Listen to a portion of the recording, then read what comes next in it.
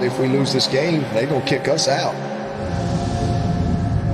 It's been over 700 days since they lost, and yet they are playing for respect. We got to go 30-0. I mean, we ain't got no choice. We've played everybody. We're the second winningest team in the decade. 10-1 versus the SEC. We've beaten Alabama, who's been the best. And we've beaten them 2 out of 3 national championship games. Competing for a 5th straight ACC title, the Clemson Tigers feel slighted by the talk, or the lack thereof. They don't talk about all the touchdowns. Touchdown by Trevor Lawrence. Beat the end up the middle. Touchdown. Give me a break. This Virginia team is checking off goals. Beat Tech, Coastal, got the ACC championship. And can now end the Tigers' historic streak. We get beat, we're out.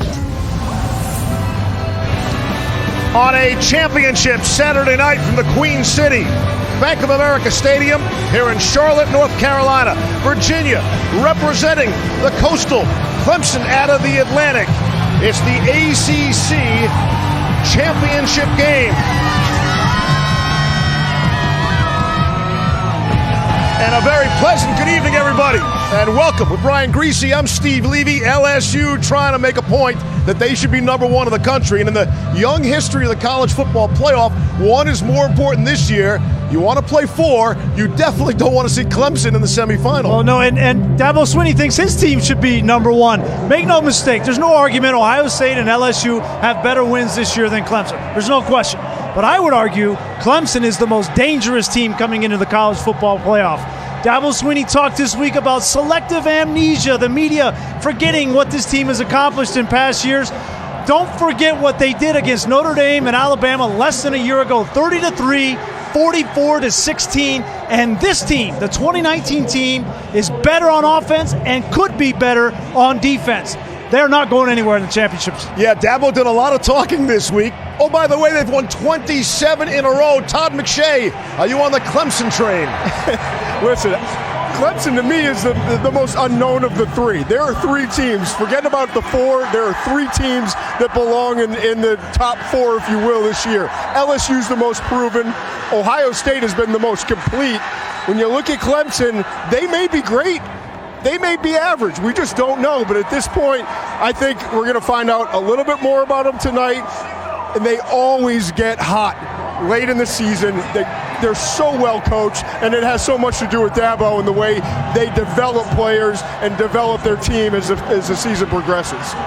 Usually when we talk about a team stumbling, it's about a loss. Even when Clemson, when they stumble, they still win. The 1-point win at North Carolina, and it's amazing. Since that point, Grease, they're outscoring opponents by 42 points. They're killing people. And there's a lot of it is that they're getting better on the offensive side. Jeff Scott, Tony Elliott, their co-coordinators are finding ways to get their best players the football. T. Higgins, in this situation, lines up, and there's a corner over him, right?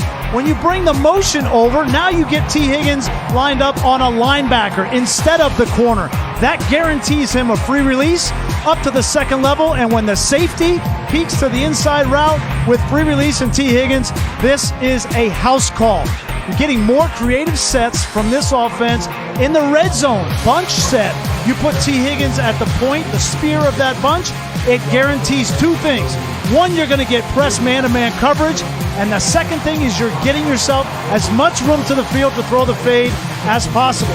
These are 2 examples of creative sets that Jeff Scott and Tony Elliott are using late in the season. You're going to see more and more of this, getting your best players in the best position to win. Did you see game day this morning? I thought something was missing. Something was missing, right? Yeah, Maria. Maria Taylor was missing. She's here with us in Charlotte tonight. Good evening. Yeah, it's coming to hang out with you guys on Championship Saturday. Well, for Virginia, Bryce Perkins tells me that he was trying to find all of the great ways and advantages that you can gain when you're playing offense against Clemson. So what did he do? He turned to that UNC matchup, that 1-point victory that Clemson had. He said he saw a lot of opportunities for them to utilize that slight edge. He also mentioned the fact that he can't even remember how many times that he watched that game over and over again. And we all know that Bryce Perkins is going to have a really great showing, and he has to. The guy that's thrown for over 3,000 yards and rushed for nearly 687, well, he's going to have a great one if they want to win the title tonight, guys.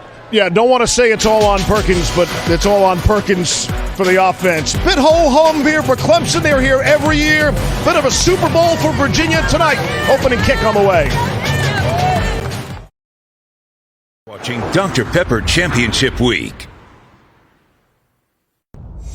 If we lose this game, they're going to kick us out. We got to go 30-0. I mean, we ain't got no choice. We've played everybody. We're the second winningest team in the decade. 10-1 versus the SEC. We've beaten Alabama, who's been the best. And we've beaten them 2 out of 3 national championship games. We get beat, we're out. He's got all those stats on the tip of his tongue. Here come the Tigers, the defending national champions. On a 49-degree night, clear skies, expecting a crowd of some 60,000 fans on hand here in Charlotte. You're watching the ACC Championship on ESPN as part of Dr. Pepper Championship Week. Hopefully no more stats from Dabo. Here's Maria Taylor. All right, Coach, your team has won 27 straight games. For the 5th straight year, you find yourself in the ACC title. How'd you describe the opportunity in front of them on Championship Saturday? Well, special. I mean, these are special moments for both teams. You know, you work all year, play 48 quarters for the privilege to play these 4. So we're just honored to be here, represent our division, and hopefully play our best game. Thanks for your time, Coach. You got it. Clemson has won the toss, and they chose to defer. For what it's worth, Bronco Mendenhall told us that if they had won the toss, they would have deferred. Seneca Millage is back deep for Virginia to get the ball first.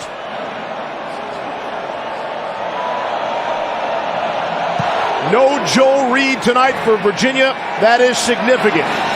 And the opening kick out of the end zone. Bryce Perkins had a monster game last week against Virginia Tech. How about 475 total yards, 3 touchdowns? But a year ago, against the Hokies, he fumbled in overtime.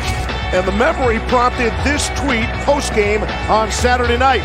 Said he kept the picture to the left of my screensaver for a whole year after we lost to Tech. Promised to never feel like that again. The hug hit a little different this year. Virginia had lost 15 consecutive games to Virginia Tech. And they turn that around. On 1st down and 10 from the 25. Here's Perkins. He is the running game and he is the passing game. Able to complete Assis Dubois for a pickup of 4 on 1st down. And the challenge for this Virginia offense and for Bryce Perkins is to handle the emotions of last week and the stage of tonight. Bronco Mendenhall felt like the stage wouldn't be too big. The opponent may be, but he felt like his team was going to let it all hang out, nothing to lose. I think that's the right approach for this offense. 2nd down and 6. Here's Perkins under some pressure, try to escape. He can do that for you. 1st down and then some, still on his feet. And he's crashed down to the 41 by Kayvon Wallace. And Perkins is the athlete. He's the guy that gives this team a chance against Clemson. He's got the speed, he's got the explosiveness, and he's going to have to be tough, and he's going to have to battle all night long, and he knows it. Yeah, without Joe Reed, especially, Todd, it's going to be all about Bryce Perkins. Perkins with a great pocket, throws middle of the field, got a man, it's Dubois. Had one man to beat and couldn't shake the safety, Tanner Muse. It's a gain of 44, and here come the Wahoos. Why not let it all hang out? They get one of their best receivers, Dubois, with a double move on the safety, Tanner Muse. The same thing that Clemson does with T. Higgins in the slot, getting up on a safety. Virginia says we're going to take the same kind of shot. All the way down the field in a hurry. At the 13 of Clemson. Again, the pocket is clean. All sorts of time. Perkins throws that into the new sod here in Charlotte. Boy, what a start Bryce Perkins, it hasn't been clean down the field on a couple of looks, but in those cases, he's run the football and got a first down on the first opportunity. That time, nowhere to go with the ball, and he just throws it in the dirt, incomplete, live to fight another day. And the first time they huddle up on this opening drive.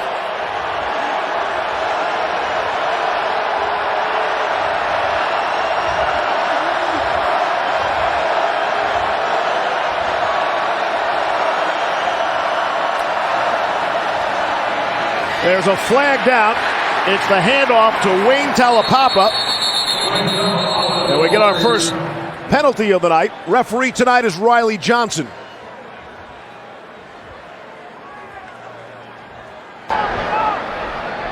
Illegal formation. 5 men in the backfield. Penalties decline. Third down. It's interesting there. Deciding to take the down away from Bronco Mendenhall. Bring up a 3rd and 10 here, and this Clemson defense, one of the most difficult defenses to score against in the country. They lead college football, only giving up 10 points a game. And Brent Venables on 3rd and 10, you know he's going to have something cooked up.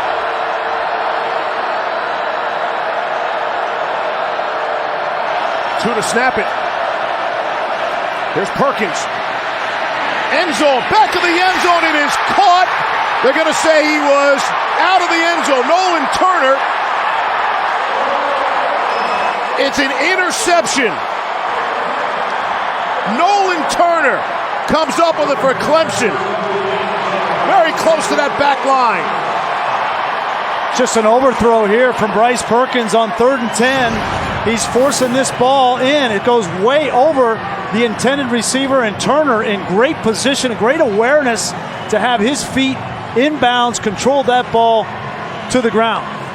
Trying to get the ball to Terrell Chapman, and as good of decisions as Bryce Perkins had made during that drive, that was a force. What an athletic play by Nolan Turnover. So off the sudden change, Clemson to offense, and it's Trevor Lawrence to Justin Ross. Gain of 15 on first down. When you have the opportunity to go in and score, and this defense, time and time again for Clemson this season, this is the best turnover ratio that Dabo Swinney has had in his time at Clemson. It's been a big part of why they're so successful. On the ground, here's Travis Etienne, a clear-cut face mask in the middle of all that traffic.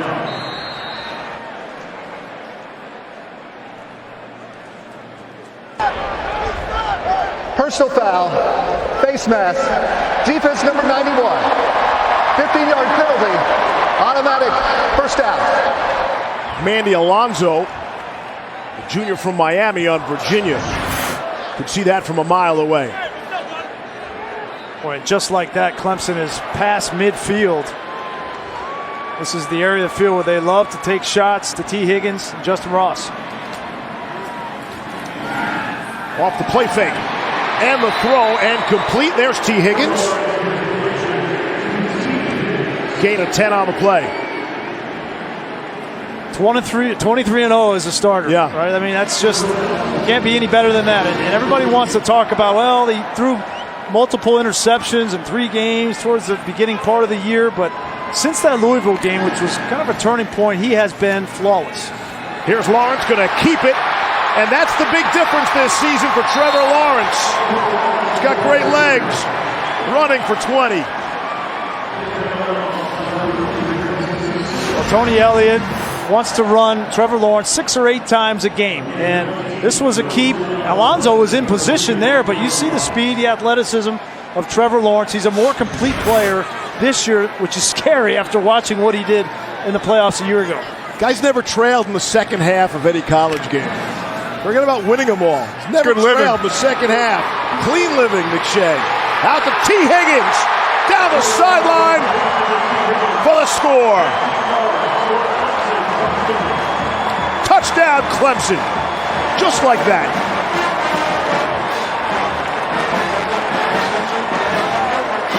The dilemma for the Virginia Cavaliers on defense is if you come up and you play tight coverage against Higgins and Ross, they're going to run by you. This time Nick Grant plays soft to make the ball be thrown underneath, but you got to come up and you got to make the tackle if you're Nick Grant. That's an easy touchdown for Higgins. P.T. Potter on the extra point. And the Tigers draw first blood. Exactly how you'd want to start. Defer on the toss. Nolan Turner, the interception out the back of the end zone. And then it's Lawrence to T. Higgins. And in a jiffy, Clemson is 7-0 lead.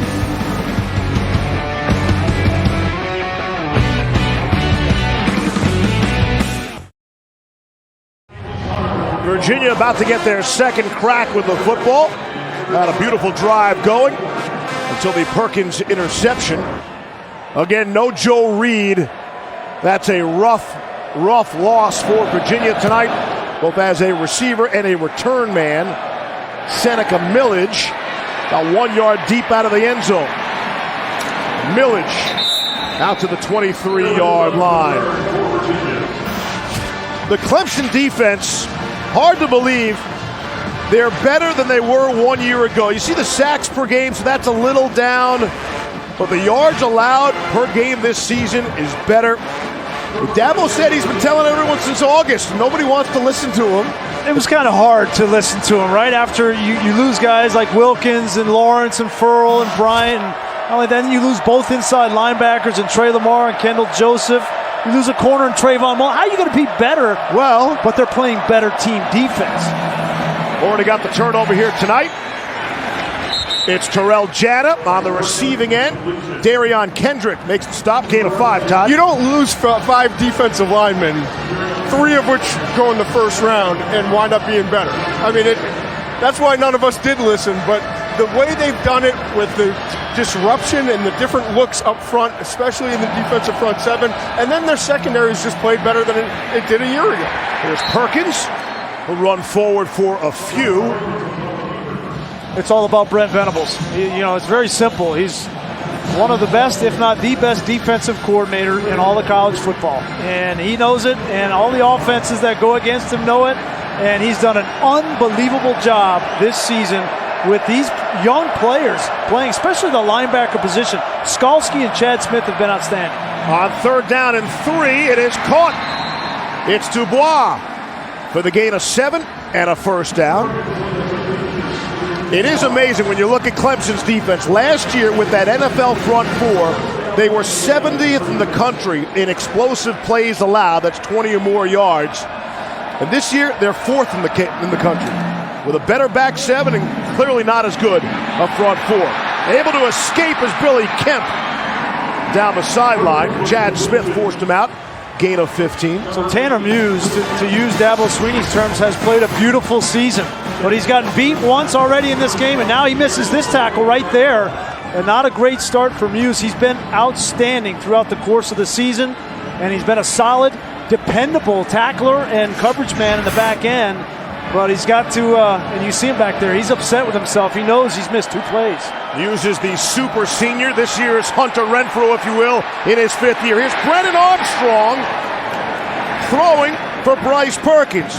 Now, Grease wanted to call this the 50-cent package, but America knows it's the 50-cent package with 2 quarterbacks for Virginia. Yeah, we were talking with Robert and I, the offensive coordinator, last night. He said, we're going to have a couple of 2 quarterback packages in there. Brennan Armstrong's their backup, but he's a very talented young football player, just a redshirt freshman. And he said, why not?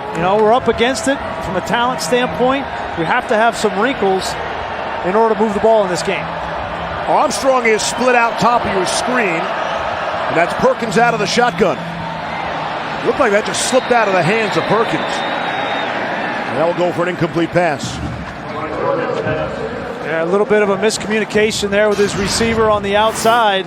Looked like Billy Kemp. He's trying to throw it to Kemp. He wants him to keep going to the sideline. Kemp comes back inside, and that's a breakdown by Kemp, because you don't roll a quarterback to one side and run a route going the opposite direction. He's supposed to keep coming to the sideline. Armstrong is out. Perkins stays in. Standing at his own 46. In the shotgun on 3rd down and 10.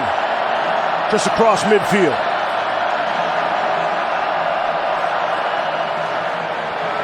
Blitz is picked up nicely. And the crossing pattern, it's Janet. He's got it across the middle. It's a first down. Nolan Turner, pretty good coverage. Nothing he can do about that 12-yard completion. So far, the story is up front. This offensive line and backs and tight end for Virginia are picking up the pressures from Brent Venables. That was flush pickup, a nice pocket for Perkins to throw from. See, Turner's a little banged up. Remember, he made the interception in the back of the end zone on the first Virginia possession. So he'll watch for a bit. Remember how important these first downs and time of possession is for Virginia, just keeping their defense off the field. Perkins got some pressure, able to escape out of it. We've yet to see him slide. He's brought down at about the 32 by Chad Smith for a gain of 5. There's no sliding tonight. No. But he's got to protect that football. Brian, we talked about it coming into the week that he dangles it out there sometimes. Yeah. You see it when you watch him, but he is so dangerous with the ball in his hands. Watch out, look at this formation. What do you call that? You got terminology for that? It looked like a scatter. That's what I call that. Scatter. You got two guys in motion there. And that was very smart by Bronco Mendenhall, knowing that those guys were going to have to come set, stop, because you had two in motion. He avoided a 5-yard penalty. So all of that fun, and Virginia has to spend a timeout. 7-0 in Clemson. Virginia on the move.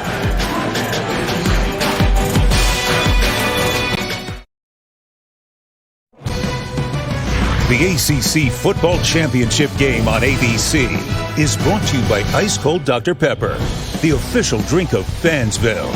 Simply safe. Protect home like a pro. And Taco Bell's Rolled Chicken Tacos Party Packs.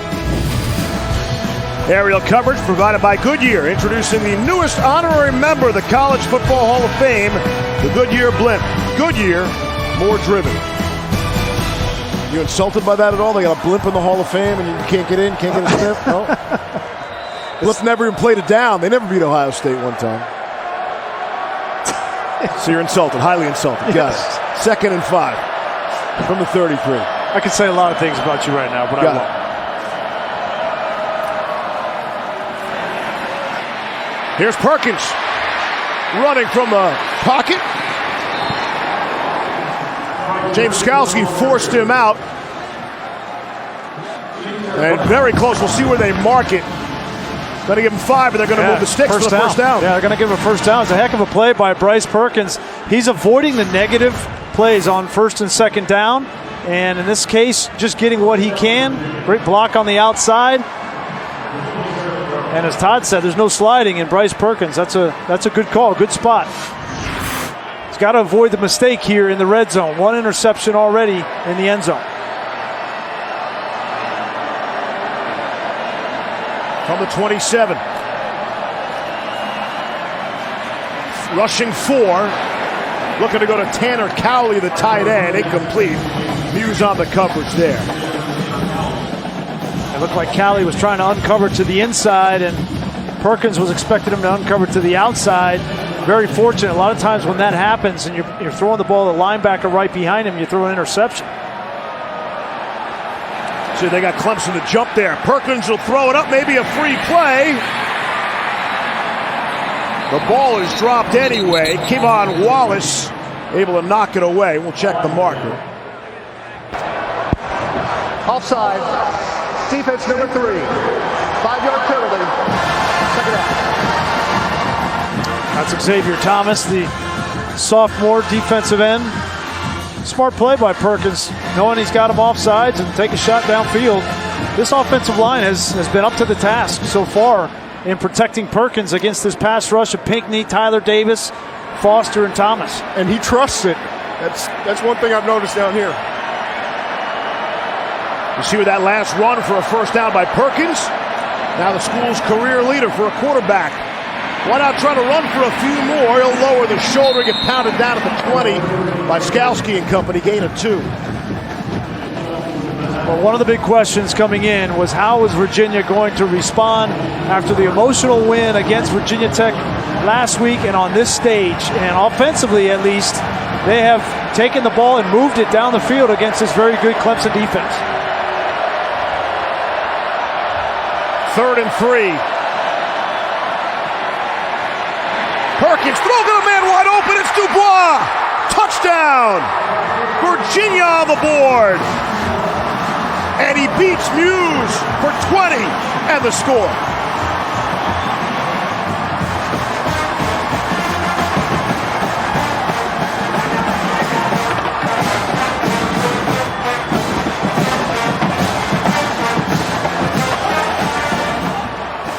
What a great call from Robert Anai, anticipating pressure. Brent Venables tried to dial up another exotic, and it came back to bite him. Here's Brian Delaney. Did miss an extra point last week in the victory over Virginia Tech. He's good there. We're all tied at 7. All 4 of these guys are going to drop out, and it leaves one-on-one with Muse. Dubois from the slot just runs right by him, and that time Brent Venables outthought himself a little bit.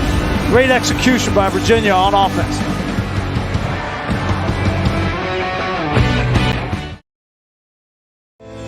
It's Fee Week on ESPN as we continue Jim Valvano's fight against cancer. We all celebrate Fee Week. Hope you'll join us doing what you can. 7-all, 6:22 left to play here in the first quarter.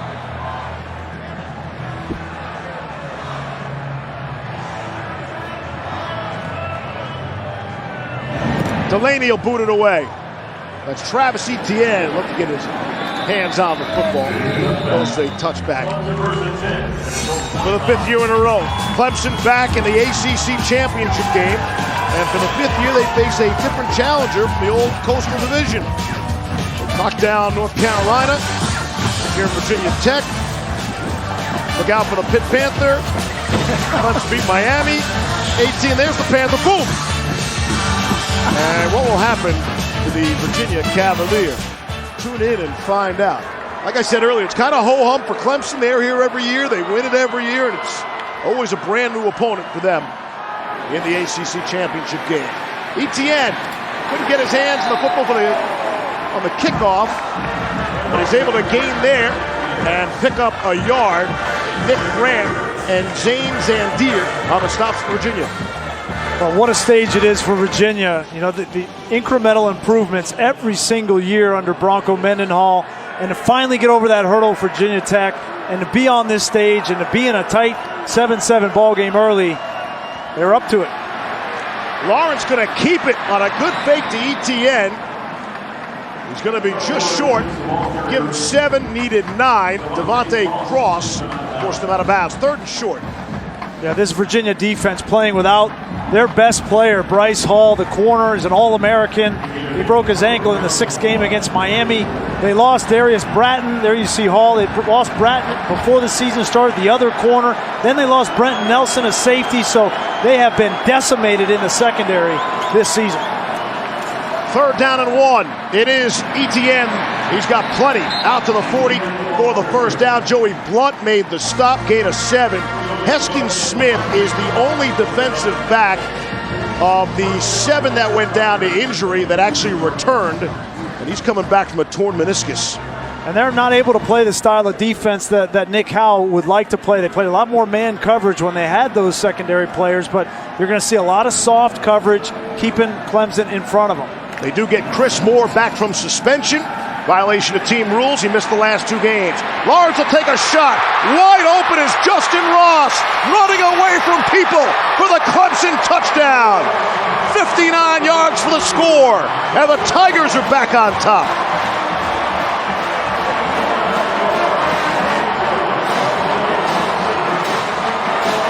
They're going to play off coverage in the slot. Then you got to get a jam or a reroute on both Higgins and Ross. You can't leave a safety like Blunt one-on-one, man-to-man, 10 yards off without a reroute off the line of scrimmage. That's just asking for these guys to run downfield. It's difficult, right? Because you got backups playing in there against two of the best receivers in college football. Pick your poison. Potter on the extra point. And it's 14-7.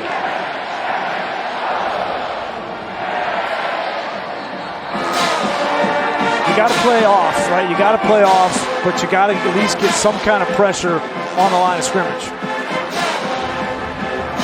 Tomorrow, the exclusive reveal of the college football playoff matchups. Reese and the fellas will also unveil the New Year's 6 matchups and the final top 25. Don't miss the college football playoff selection show presented by AT&T.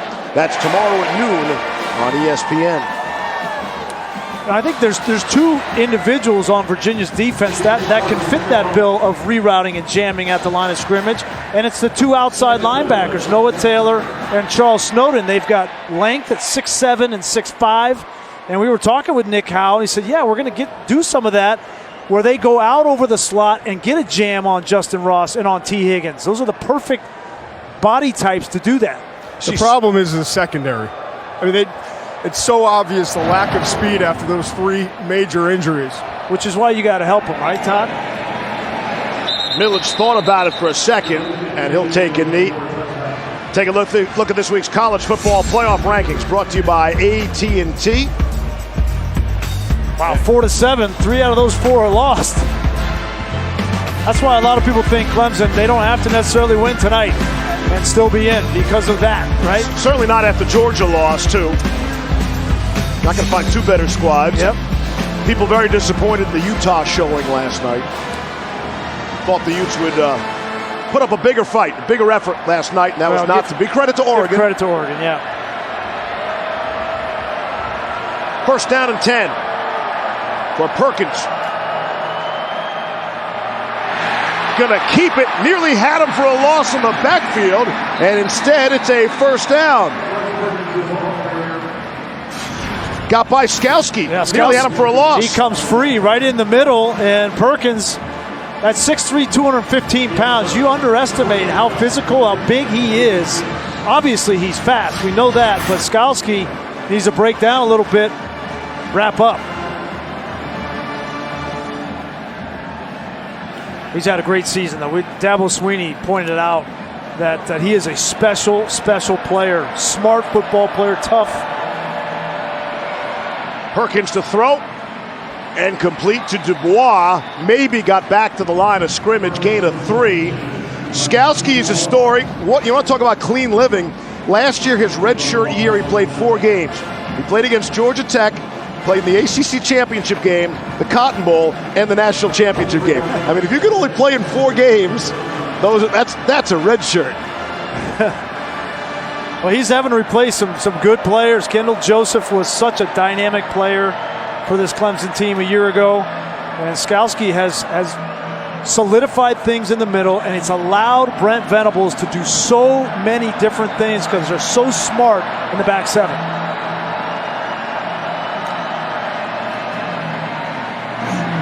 Quick throw complete. It's Dubois trying to reach forward for the first down. 6th catch already. An impressive start for him. His favorite target for Bryce Perkins, of course, they'll be short. It'll be 3rd and less than a yard. Really, this is where Virginia, they miss having a running game. They really haven't had a running back-driven run game. Taulapapa is their number 1 running back, but it really has been Bryce Perkins, and we'll see if they use him again here in short yardage situation. You would think Clemson would know that was coming, too. Going to throw for it on 3rd and 1. And complete to Billy Kemp. Got the first down. Driven out by Isaiah Simmons. Gain of 5 on the play. You can see the confidence of Bryce Perkins. To Todd's point, right? The stage is not too big for him. He's trusting his offensive line. He's got nothing to lose. Right? His best player on the offensive side is out in this game, and Joe Reed going up against the number 1 defense in college football, and he's just letting it hang out. Throw the ball on 3rd and short, fine, I'll do it. First down and 10, ball is at midfield. North Carolina's the only other team to score a first quarter touchdown against Clemson. And Virginia's got their touchdown. They nearly had 2. Here's Perkins throwing and sails it over the head of Dubois. Perkins started letting it hang out after Louisville. After that loss, he went to, of all people, the wide receiver coach, Marcus Hagans. And Hagans was nice, they call him Biscuit, said, hey, just go out and have some fun. Let the other guys do their jobs. And that sort of put Perkins back at ease, and he's been terrific. They haven't lost since. Yeah, and maybe the biggest compliment you can give a quarterback is they make everyone around him better. And that's the definition of Bryce Perkins. That's exactly what he did a week ago in the rivalry game. And you can tell this team, the entire team of Virginia, as Bryce Perkins goes, that's how the team does. 2nd down and 10. Quick throw to Cowley, the tight end. From about the 44, Wallace the stop, gain of 6. I asked Perkins, why was it the wide receiver coach? You know, that very unusual to hear. And he said that Hagans he's the king of Charlottesville. He's the guy. And he's like, I just trust him, and I have a great relationship with him, and I needed some guidance, and I got exactly what I needed from him.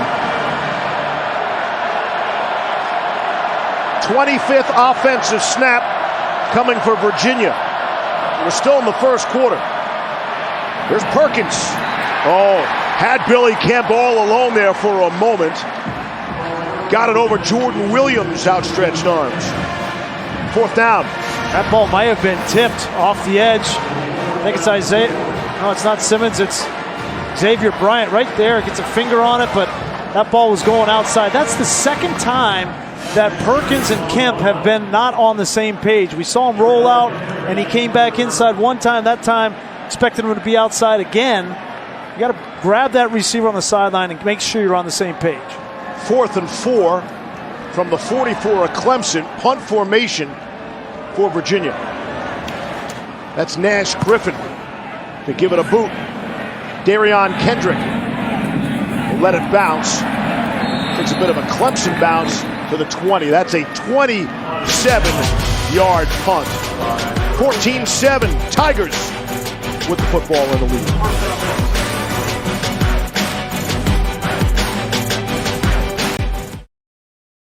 What's good, Trevor? It's your boy, Deshaun Watson. Just want to wish you good luck, man. Keep doing your thing. Keep leading those boys. You know how we do down. The Georgia boys taking over, as we always do. Salute. Tigers all day. Clemson Tigers, all love and respect. My boy. Kind of surprised is my boy, because Lawrence destroyed some of Deshaun Watson's records in high school at Georgia. Here's Travis Etienne running right up the middle for 14. You know, I think the big thing, the difference in Trevor Lawrence I've noticed this year is the leadership, right? Last year he didn't have these deep-rooted relationships. He was new. He's a true freshman and takes over for Kelly Bryant.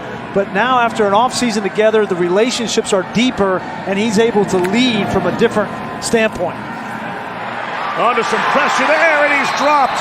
Taken down for the sack. Devontae Cross got to him for a loss of 8. Well, you got to bring some pressure. Here's Cross right here. He's just going to come up. Cross is a converted quarterback who was then a safety. They moved him to corner, and now he's playing nickel, his 5th position on defense because of the injury to Brent Nelson, and he gets a big play.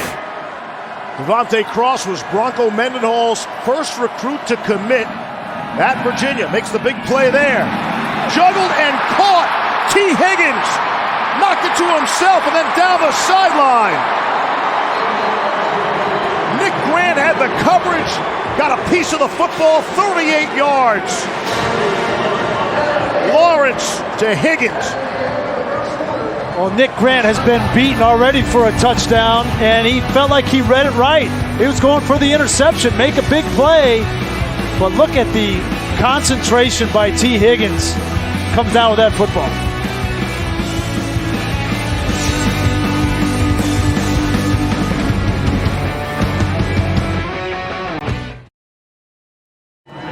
Taco Bell is celebrating student sections across the country. Go to ESPN.com/Taco Bell.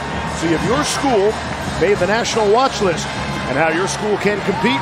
We'll get the committee's attention by using the hashtag #LiveMaStudentSection contest. As we open up quarter number 2 with Travis Etienne able to stay on his feet. And he's down to the 27. Gain of 13 on first down. Now this offensive line starting to exert their will up front. You know, they lost some great players in Mitch Hyatt and Justin Falcinelli, but you talk with Jeff Scott, their offensive coordinator, he thinks this offensive line is the best that they've had since they've been here. And it's not because of the individuals, it's because collectively they're working so well together, and it's starting to show. On first down and 10, Lawrence to throw, in and out of the hands of Justin Ross. There is a flag down.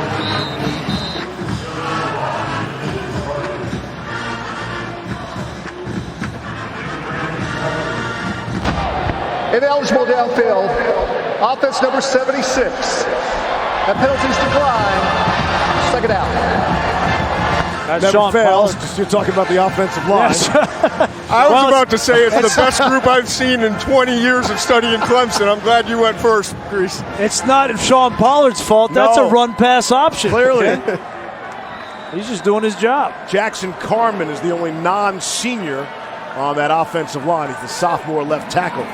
Here's Lawrence to throw, knocked away. Matt Gamm able to bat it away.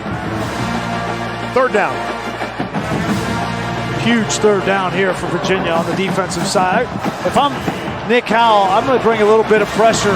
Try to get to Trevor Lawrence. You know you can't hold up back there on the back end against these receivers. So maybe you get some pressure on Lawrence. On the 27 of Virginia on 3rd and 10. Lawrence, there's the pressure up the middle, and Lawrence can't get rid of it. Taken down by Noah Taylor and Nick Grant for the sack. And it pushes him way back to the 35-yard line. 4th down. Great call from Nick Howell. You've got a great rusher in Noah Taylor. He's going to come off the edge, and then you're going to bring it off the slot. And this offensive line wasn't ready for it. You see the back release is out. If Trevor Lawrence gets that ball to ETN, he's still running. But you cannot give him enough time. That's what Nick Howell said to us. If he knows the coverage, he's going to cut you apart. You have to confuse him.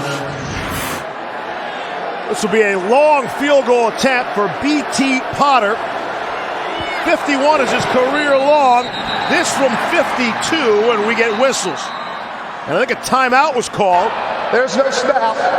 Timeout. Clemson. First charge of the half. Dabo icing his own kicker.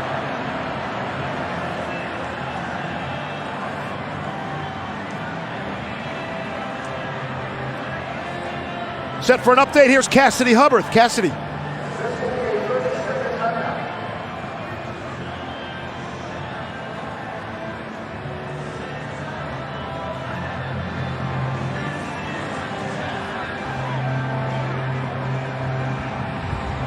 All right, Cass, thank you. Taylor had really struggled in a couple of previous games against them, averaging just 2.7 yards per carry, but he rips off the big one there. Well, you got to feel pretty good if you're Bronco Mendenhall. You've given up 2 big plays, really, and it's in the passing game. Travis Etienne, you can live with the rushing yards on the ground. They've got 47 yards here in the first half. All right, so Potter had missed that to the left. Clemson got the timeout prior to that. Here's another crack from 52, and that's to the right. There are flags down.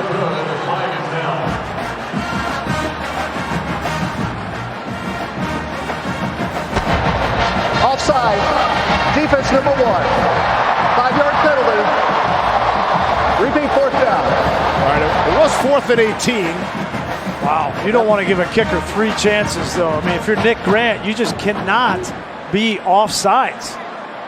And Nick Grant has taken a couple of risks here in this game. We saw the completion of T. Higgins. He's already gotten a touchdown.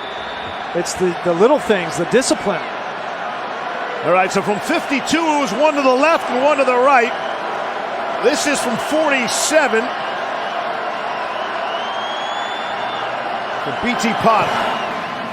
Snap in the place are good. Yep. Right down Broadway. So a critical mistake by Virginia. give a guy 3 chances, right? And he misses one way, left, and then right, and he's going to figure it out eventually. That's like 3 for $1 at the carnival. 3 points.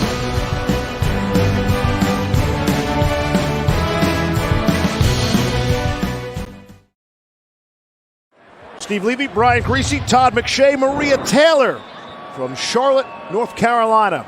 The ACC championship game, number 3 Clemson, number 23 Virginia. We believe Virginia, win or loss, is headed to the Orange Bowl. Cannot confirm nor deny. And we believe, win or loss, Clemson is headed to the playoff. Pretty sure we can confirm that. Well, that's a good start for Assis Dubois. They found something here with him in the slot on Tanner Muse. Virginia has. When he gets up on Muse and able to run the double move, this was the first drive of the game, he's exposed him. And then on the touchdown, same thing. Brent Venables brings an exotic pressure where he drops out, and Dubois gets loose down the middle. Now, Brent Venables, one of the best in the business at making adjustments. And I think the first adjustment he's going to make is getting some reroute on the slot and not letting Tanner Muse be isolated one-on-one at the safety spot. This feels like an important possession for Virginia. Flip to Billy Kemp. And he's out beyond the 30. A.J. Terrell brought him down. He was there first, got some help from his friends. It's a gain of 7 on first down. And already in this football game, Virginia has 136 yards passing. That's already more than Clemson averages giving up, only 126, and we're just into the second quarter. So Virginia has found some production in the passing game.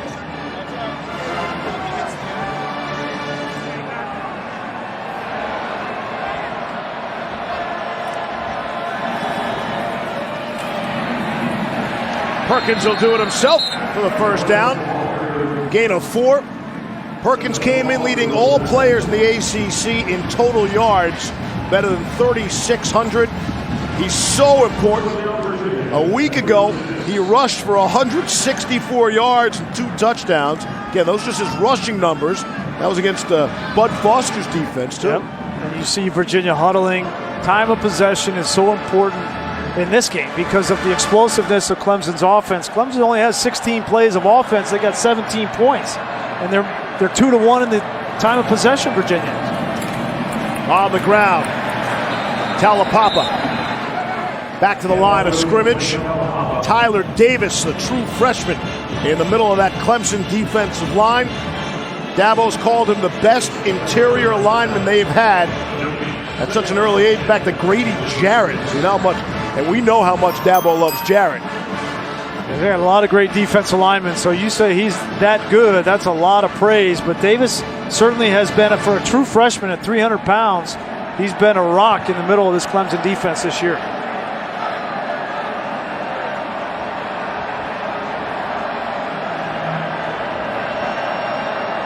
Second down and 9. Perkins steps through some people and won't even get back to the line of scrimmage. He's forced out with authority, and players come together. Kayvon Wallace had the contact. There's some old school pushing and shoving.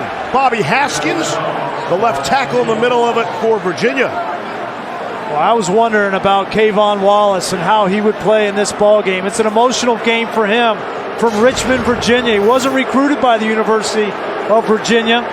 And he said he will play the best 60 minutes of the season in this one.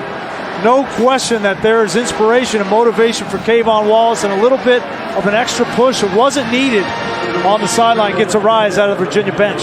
Perkins got an extra shove in there to the helmet also. Wallace needs to be careful, right? There's a lot on the line for Clemson, not only in this game, but moving forward as well. Two teams that have not met since 2013. They'll play next year in Death Valley in the regular season. All sorts of time. Now running out of clock. And Perkins will throw it away.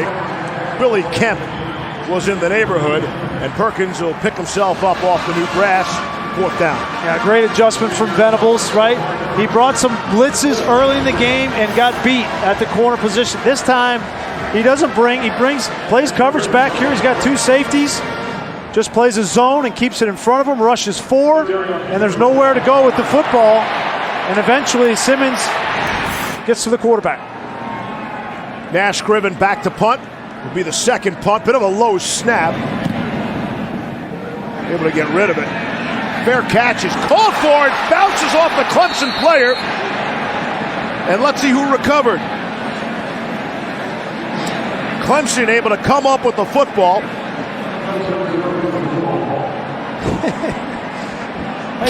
Ball hit Kendrick. Definitely hit Kendrick. Hits him in the face mask and falls right in the lap of Sheridan Jones. Talk about being in the right position at the right time. Take a seat with the football.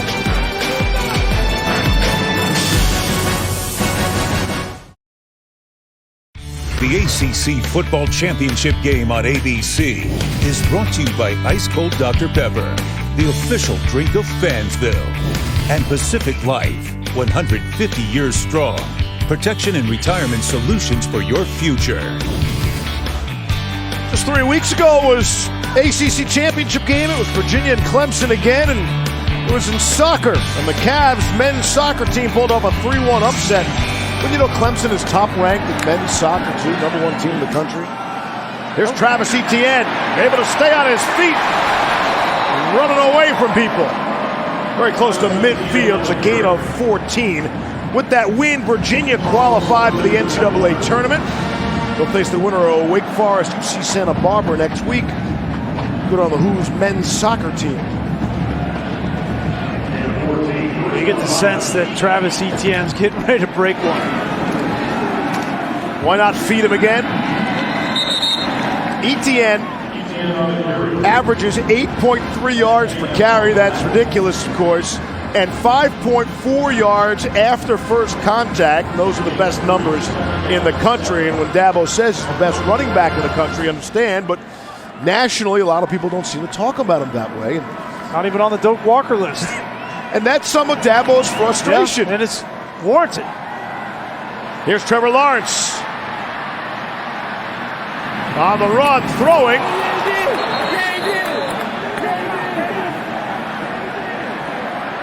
See if they call that a catch. They're calling that a catch. He was very close to the line of scrimmage when he released the football. Oh my gosh, watch this catch from T. Higgins. I mean, 6'4", reaches all the way out. That's toe unbelievable. Clearly on the left toe in. They're moving the sticks. Awesome. And now they blow it dead. Let's see. See if you feel Lawrence was beyond the line of scrimmage when he released that football. If it stands, a gain of 24. Either way, it's a spectacular catch. The previous play is under further review. See that black line, which is not official. Any body part behind the line, and that's a legal pass. It looked to me like his right foot of Trevor Lawrence was behind the line of scrimmage, and that was clearly a catch from T. Higgins. No question, he controls this ball all the way through. Watch, it goes to one hand. He's got control of it, and that toe, left toe, was clearly in bounds. It is amazing. To the naked eye, all these plays look out of bounds, and then on instant replay, everybody's in bounds. How did he catch that? I don't want to generalize, but everyone able to get a foot down, and in the NFL, they somehow get 2 feet down. That ball was amazing. That ball was almost outside of the white there. Like, I mean, his full 6'4" extension out of bounds, that is some next level stuff. And we were just talking about Etienne, and he's the workhorse. There's no question about it. But if you remember back to last year, late in the run for Clemson, late in the regular season, in the ACC championship game, and then into the playoffs, it was these receivers that started to step up and make huge plays. Justin and Ross. We're starting to see it again tonight. Yeah, it was Justin Ross, right? Alabama had no answer for Justin Ross, and he didn't even start a game, but he became the most explosive player for Clemson in the playoffs and ended up with over 1,000 yards receiving. And to have complete possession of the ball, and with that catch, no juggle, and get that toe in. To use Todd's term, she's got great catch radius. Yes, there you go. You're probably got big hands too, McShay. Handspan. If it stands, we've got Higgins, 4 catches, 91 yards. 10, 19, 38 yards, and again, if this stands, 24 more. After further review, the quarterback was not beyond the line of scrimmage. The pass was caught inbounds with 1 foot down. So the ruling on the field stands. It's confirmed. First down. See Riley Johnson, the referee. Every time he takes his earpiece out, I'd kind of like to do that with our producer Josh Hoffman before I get ready to speak. Just yank that earpiece out. Sometimes I like to do that with you. No. But you're right next to me. I have no choice. Right. I'll just talk louder, Grease. So it is a first down and 10. After a spectacular catch.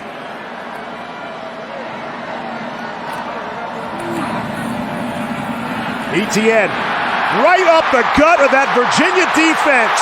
Still on his feet, touchdown. Travis Etienne making it look easy. 26 yards for the score.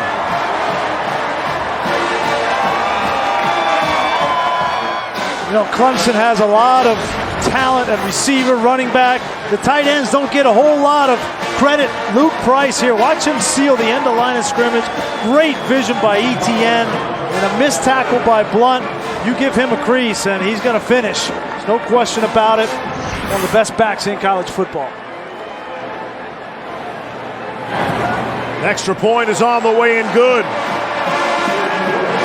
Scoring drives of 5 plays, 4 plays, and 4 plays for Clemson. And Travis Etienne, 7th consecutive game with a rushing touchdown.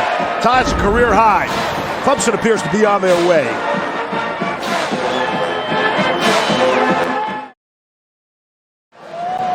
We would ask you kindly to join ESPN and the V Foundation in the fight against cancer. Visit v.org/donate. And all the donations benefit the V Foundation for Cancer Research. We welcome you back. Charlotte, North Carolina, Bank of America Stadium. Charlotte Panthers on the road in Atlanta. They'll return to their home here next week. Get a visit from the Seattle Seahawks. 24-7 Clemson. 9 minutes to go in the half. And a touchback. Virginia embraces the spirit of the V Foundation with its Thursdays Heroes program. Linebacker Charles Snowden said of the heroes, they are fighting fights we can't imagine. And often those fights are with cancer. Last week's hero, 8th grader Zola Rain Barber, is in the midst of chemo treatments and will have surgery upcoming next month in January. That is so cool. I think every college football program should have the structure within their athletic department to do things just like that. Every single one of them should. We got Brennan Armstrong in the game. Perkins, though, able to complete to Assis Dubois, his 7th catch. And not only did Zola Rain spend last Thursday with the Cavaliers, she also got a shout-out from a local Charlottesville resident. Zola, thank you so much for being a fan, and thank you for staying strong and for inspiring and motivating everybody around you. Sending you much, much love your way. Mwah. Hey, Zola Rain had herself a week, huh? You get a shout out and a kiss from The Rock. Good all around. Good on Virginia. You said you had a chance to do that back in your college days as well. Yeah. How important that was to the Michigan family. Yeah, exactly what Snowden was saying there. It gives you perspective, right? Like, yeah, you got a big game coming up against Clemson, ACC championship. Everybody, a lot of pressure. Come on, man. It's nothing compared to what these young men and women are going through. And it's a credit to Bronco Mendenhall and the culture that he is trying to build, has built at Virginia. It's not just about winning. It's not about doing great. It's about doing good at the same time. And kudos to all these players in Bronco for that culture. That's part of the AND culture, A-N-D, that Bronco brings to Virginia. It's football and you can fill in the blank, whatever else there is that you want to do. It's Bryce Perkins for 6. And now that they're winning, I mean, think about Bronco Mendenhall. He took over a program that was so far down. In 2016, they lost to Virginia Tech 52-10, and the two programs could not have been farther apart. And in 3-4 years, he's now gotten this program to the ACC championship. I have a lot of family in Charlottesville, and they're so proud of these players and what this football team has become compared to what it was 4 or 5 years ago. Here's Perkins to throw on 1st and 10 again, has all sorts of time. Deep shot down the middle of the field, and it is knocked away at the last second. Dontavian Wicks was there. Isaiah Simmons had the coverage. Two players wearing orange breeches back there to knock it away. Yes, and your eyes are not deceiving you. That is Isaiah Simmons back there, the outside linebacker, rush defensive end, and also a former safety. Knows how to play in the back end. So Coach Mendenhall, when he was coming to Virginia, he said on his checklist, he said, I wanted to go to an awful program. That was his word. He said, I want to go to an awful program that is passionate about something besides football, in addition to football. Imagine having that on your checklist. And he has turned things around nicely. That's Dubois. Gain of 2 on the play. Well, I was down on the field before the game. I had a chance to talk with the president of the University of Virginia, Jim Ryan. And I'll tell you, there could not be more aligned with the value proposition of what Jim Ryan, Carla Williams, the athletic director, and Bronco Mendenhall are building at Virginia. It's really cool to see. 3rd down and 8. Does put everything in perspective. Again, with plenty of time, sailed through the hands of Billy Kemp, incomplete. 4th down. A missed opportunity there for Virginia. This is the president, Jim Ryan. This summer, he was invited to come work out in the offseason with the team, and he's running wind sprints right alongside. How many presidents do you see do that? Yeah, we haven't come across too much of that. Hey, we haven't come across a head coach like Bronco Mendenhall either. They're trying to do it and do it differently at Virginia. There's Nash Griffin back to punt. 3rd time tonight. Griffin's running around back there, and only at the very end, very close to the sideline, will he get it away. Kendrick, the fair catch. So after every Cavalier win, Bronco Mendenhall picks a player to have the honor of breaking the rock. And when they beat Virginia Tech for the first time after 15 straight losses, the players had a different idea. We want you to break the rock.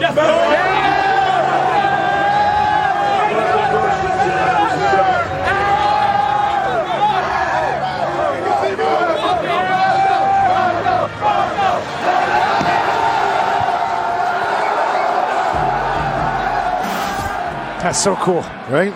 So cool. Emotional for him. Started 2-10, and he said things were actually worse than he imagined. That was a 2-10 in that first year. Now it is 4th season.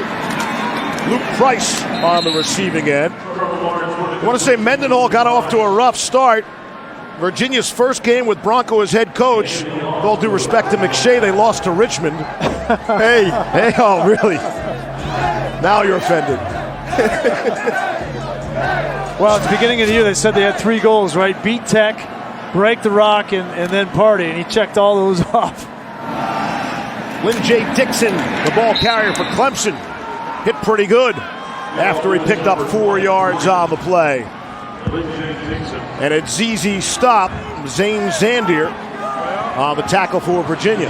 It'll be a 3rd and 1. ZZ stop? Was that you? No, it's not me. Oh, okay. I'm not that quick. You know, I couldn't have come up with that myself. Just over 5 to play in the first half. 3rd and short here when you lean on the big uglies up front.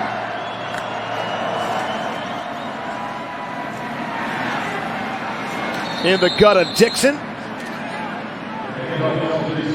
John Simpson, the left guard, has really stood out to me watching the film this year of Clemson's offensive line. You know, they lost Falcinelli, they lost Mitch Hyatt, and Simpson has really become the bell cow up front. He doesn't just get on people, he moves people out of position and into the defensive backfield. That's something they really haven't had a whole lot of Clemson on the offensive line in past years. Fake the run, and it's Lawrence to Higgins. his 5th catch. It's a gain of 8 on the play, so 2nd down and short. Simpson is a guy who you might see has a nasty disposition on the field, but we're told he never has a bad day. He's one of those guys. And along with Gage Cervenka, I know Todd McShay has them among the top 5 guards that'll be coming out heading to the NFL. See if we got a false start there. False start. Offense, number 74. 5-yard penalty. 2nd out. That might dampen Simpson's day. Boy, we're 2 for 2.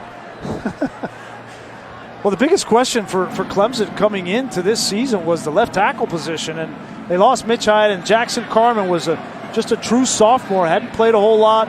How is he going to hold up? And he has really matured and grown and played well. 2nd down and 8. Lawrence throwing across his body to Justin Ross. Beats one man cross midfield. And he's into Virginia territory. It's a gain of 20. We'll see where he stepped out of bounds. Ross is so quick for a guy his size. It's amazing to see how he moves. Just the ability to break tackles and go make plays with his body control. Amari Rogers, T. Higgins, Justin Ross, these guys are so special. Looked like he stepped out of bounds before midfield. They're getting away with it. Well, they snapped the football. Lawrence. And it's Etienne trying to hit him out of the backfield. Just a step too far. Now they got the matchup they wanted. Etienne out of the backfield on the wheel route against Devontae Cross. That's normally a ball Etienne catches. Beg your pardon, not a step too far. That's a drop for Travis Etienne. Remember, Etienne had that bad game in their one stumble at North Carolina. The unfortunate part for Etienne was that was going into a bye, so we had to hear Dabo for 2 weeks talk about the one off game of his career, probably. Here's Lawrence to throw. Zips it in there to DeAndre Overton, his first grab. It's a gain of 19. So I'm interested to ask Todd what he thinks comparing this receiving core of Clemson to Alabama. Oh, man. I'll go Alabama. I think Alabama's a little deeper because of the 4. But this group is so talented, too. Lawrence will keep it. Take on some people. He's got that big 6'6" frame. The contact with Charles Snowden. It's a gain of 9. I think you're going to see more of that with Trevor Lawrence as this playoff stretch comes. Remember when we watched Deshaun Watson 3 years ago? Yep. He got more and more carries as the games got bigger and bigger. And I think Dabo Swinney knows, listen, I need to get this guy some reps running the ball so he knows how to read it. He knows how to protect himself. And you're going to see more of him as the year goes on. 66 yards rushing for Lawrence last week in South Carolina was a career high. T. Higgins. And they do mix the run with the pass very nicely. Well-balanced offense for Clemson here tonight, gain of 12. Well, the scary part is, as I said earlier, it might be the best offensive line Clemson's had in 20 years of studying them. Then you talk about the wide receivers. Then there's Etienne. Oh, no, by the way, the number 1 overall pick a year from now at the quarterback position in Lawrence. So where's the weakness on offense? Etienne has swung around. Richard Burney able to bring him down, gain of 4. And so with everything you just said, why isn't everybody around the country in love with Clemson, Todd? That's what Dabo's yelling and screaming about all week. Everybody just said it's a lazy take, okay? It's what it is. Yep. It's a lazy take that you're not watching, you're not paying attention because they're just playing inferior opponents in the ACC. And Dabo's point is, listen, judge us for who we are, not who we're playing. And LSU and Ohio State are going to find out who Clemson is. 2nd down and goal, 11th play coming. And we get whistles. It's like a false start. False start. Offense, number 76. 5-yard penalty. Second down. You could almost see Dabo with his palms in the air like, what do you want from us? We play everyone. It's on our schedule, and all we do is win 27 consecutive games. They're the defending national champions.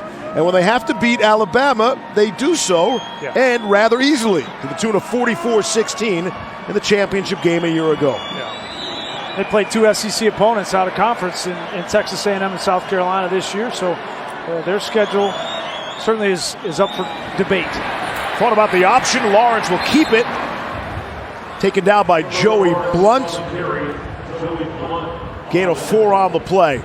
We've been meeting with Dabo for years now, and I asked him point blank. I was like, listen, you've never really changed. You're always optimistic, but it seems different this year. Like you're defending your team for the first time ever. And he said, yeah, I couldn't even get the question out, to be honest. And he was like, yeah, I am defending my team because no one respects us the way that we should be respected.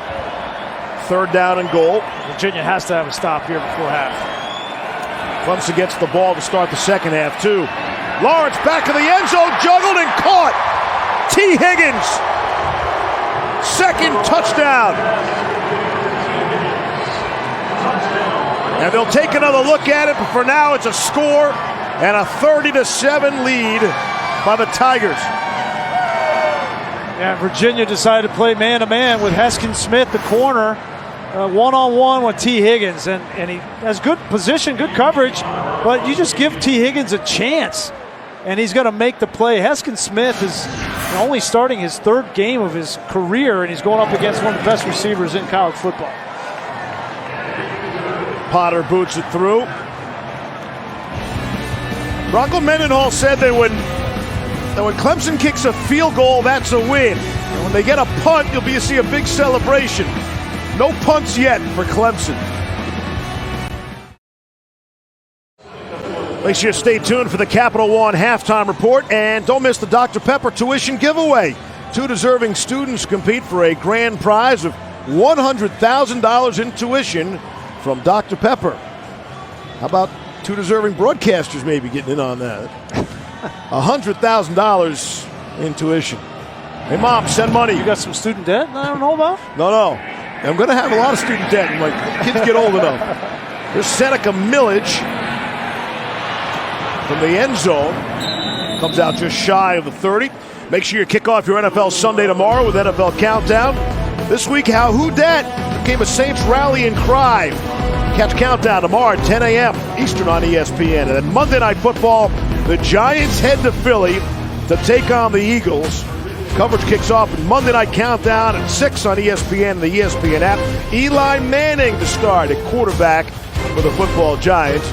Grease, somebody's going to win the NFC East. Could be the Cowboys probably in their the disarray. Losing record, too.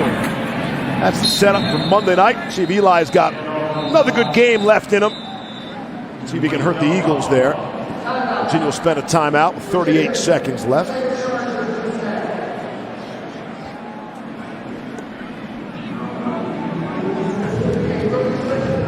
(31-7). And I guess as we approach halftime with some 38 seconds left before the break, no one should be surprised. 3rd-ranked Tigers came in as a heavy favorite. And as Dabo says, every game's a playoff game. They need style points. They have something to prove. And maybe later we'll get into the argument whether Clemson should be ranked higher than 3rd, Grease. Yeah, certainly you could make that argument. They're defending national champions. I think they're better on the offensive side, right? Think of what they lost from a year ago. Mitch Hyatt, Falcinelli, Hunter Renfrow, but everybody else is back. Right. And they're playing better team defense. So you could argue that they're better than they were a year ago, and that's scary. But I don't think you could argue against Ohio State and LSU. They have better wins. Well, that's why they're 1-2. Ohio State's in some trouble early on tonight. They're trailing 14-0, I'm told. So don't be sold on Clemson definitely being locked into that 3 spot. Let's see exactly what happens the rest of the night. Gain of 7 on the play and another timeout. It's a loss of 7, I beg your pardon.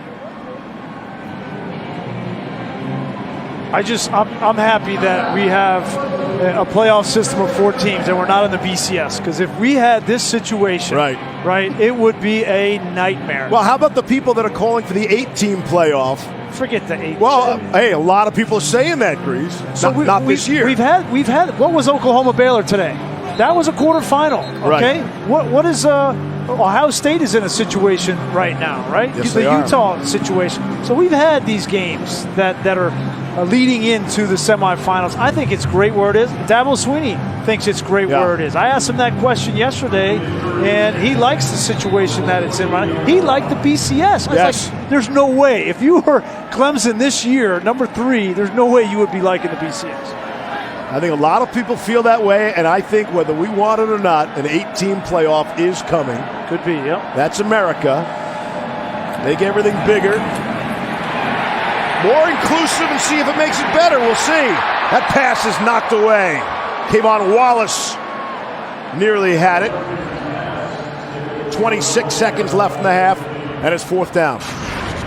Yeah, almost a big mistake here from Bryce Perkins. You get pressure right here, you just got to eat it, right? Keep the clock running and protect the football. The scary thing about Isaiah Simmons, he's probably the best cover linebacker in the country, and you just saw what he can do as a pass rusher. Yeah. Nash Griffin back to punt. Final half minute. Got some pressure. There is some contact. Darion Kendrick will let it bounce. I don't see any flags on the field. It's a 52-yard punt. And it goes a dandy for Nash Griffin. Aerial coverage provided by Goodyear, recognizing those who strive to rise above the rest. Goodyear, more driven.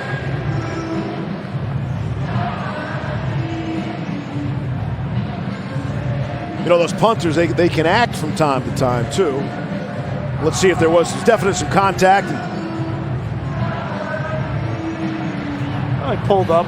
Yeah. Yep. Definitely not. When you throw the hands up, too. Right. I mean, come on. Looking for a call and won't get him. A long way from Broadway.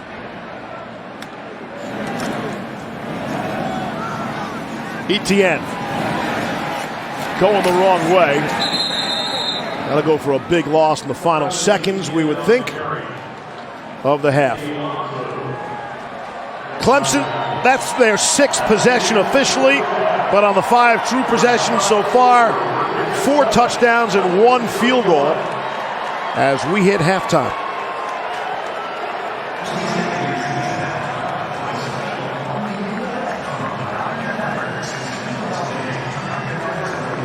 End of the first half for the ACC Championship. 31-7 all Clemson. Now it's time for the Capital One halftime report with Kevin Nagandi, Jonathan Vilma, and Mark Sanchez. After these messages from your local ABC station.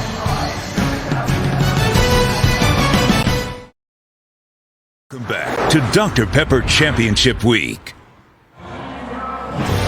You're watching the ACC Championship on ESPN as part of Dr. Pepper Championship Week. Welcome back, everyone, to Charlotte, North Carolina. 3rd-ranked Clemson Tigers leading the 23rd-ranked Cavaliers of Virginia 31-7. And I would not expect Dabo Swinney to take his foot off the pedal. He was rather angry Dabo this week. We'll see what happens in the second half with Brian Greasy. I'm Steve Levy. And look, the goal, we talked about getting number 1. LSU took care of their business. Yeah. We've seen Clemson in the first half, and now we see Ohio State struggling. The key is to get to 1, because 2, 3, really, that's not going to matter. Well, if Ohio State can't come back, right, down 14-0, then they're going to earn themselves a date with this team from Clemson, right. And nobody wants to see that right now. So certainly it is material. And we would all expect Oklahoma in the 4th spot right now. But the exclusive reveal comes your way tomorrow on ESPN at noon Eastern. You get all that. Rankings, New Year's 6 matchups, and of course the playoffs. Who's in? Travis Etienne is in with the football from the 6. That first half, Clemson gets the ball to start the second half, and Etienne is hurtling over the kicker, Brian Delaney.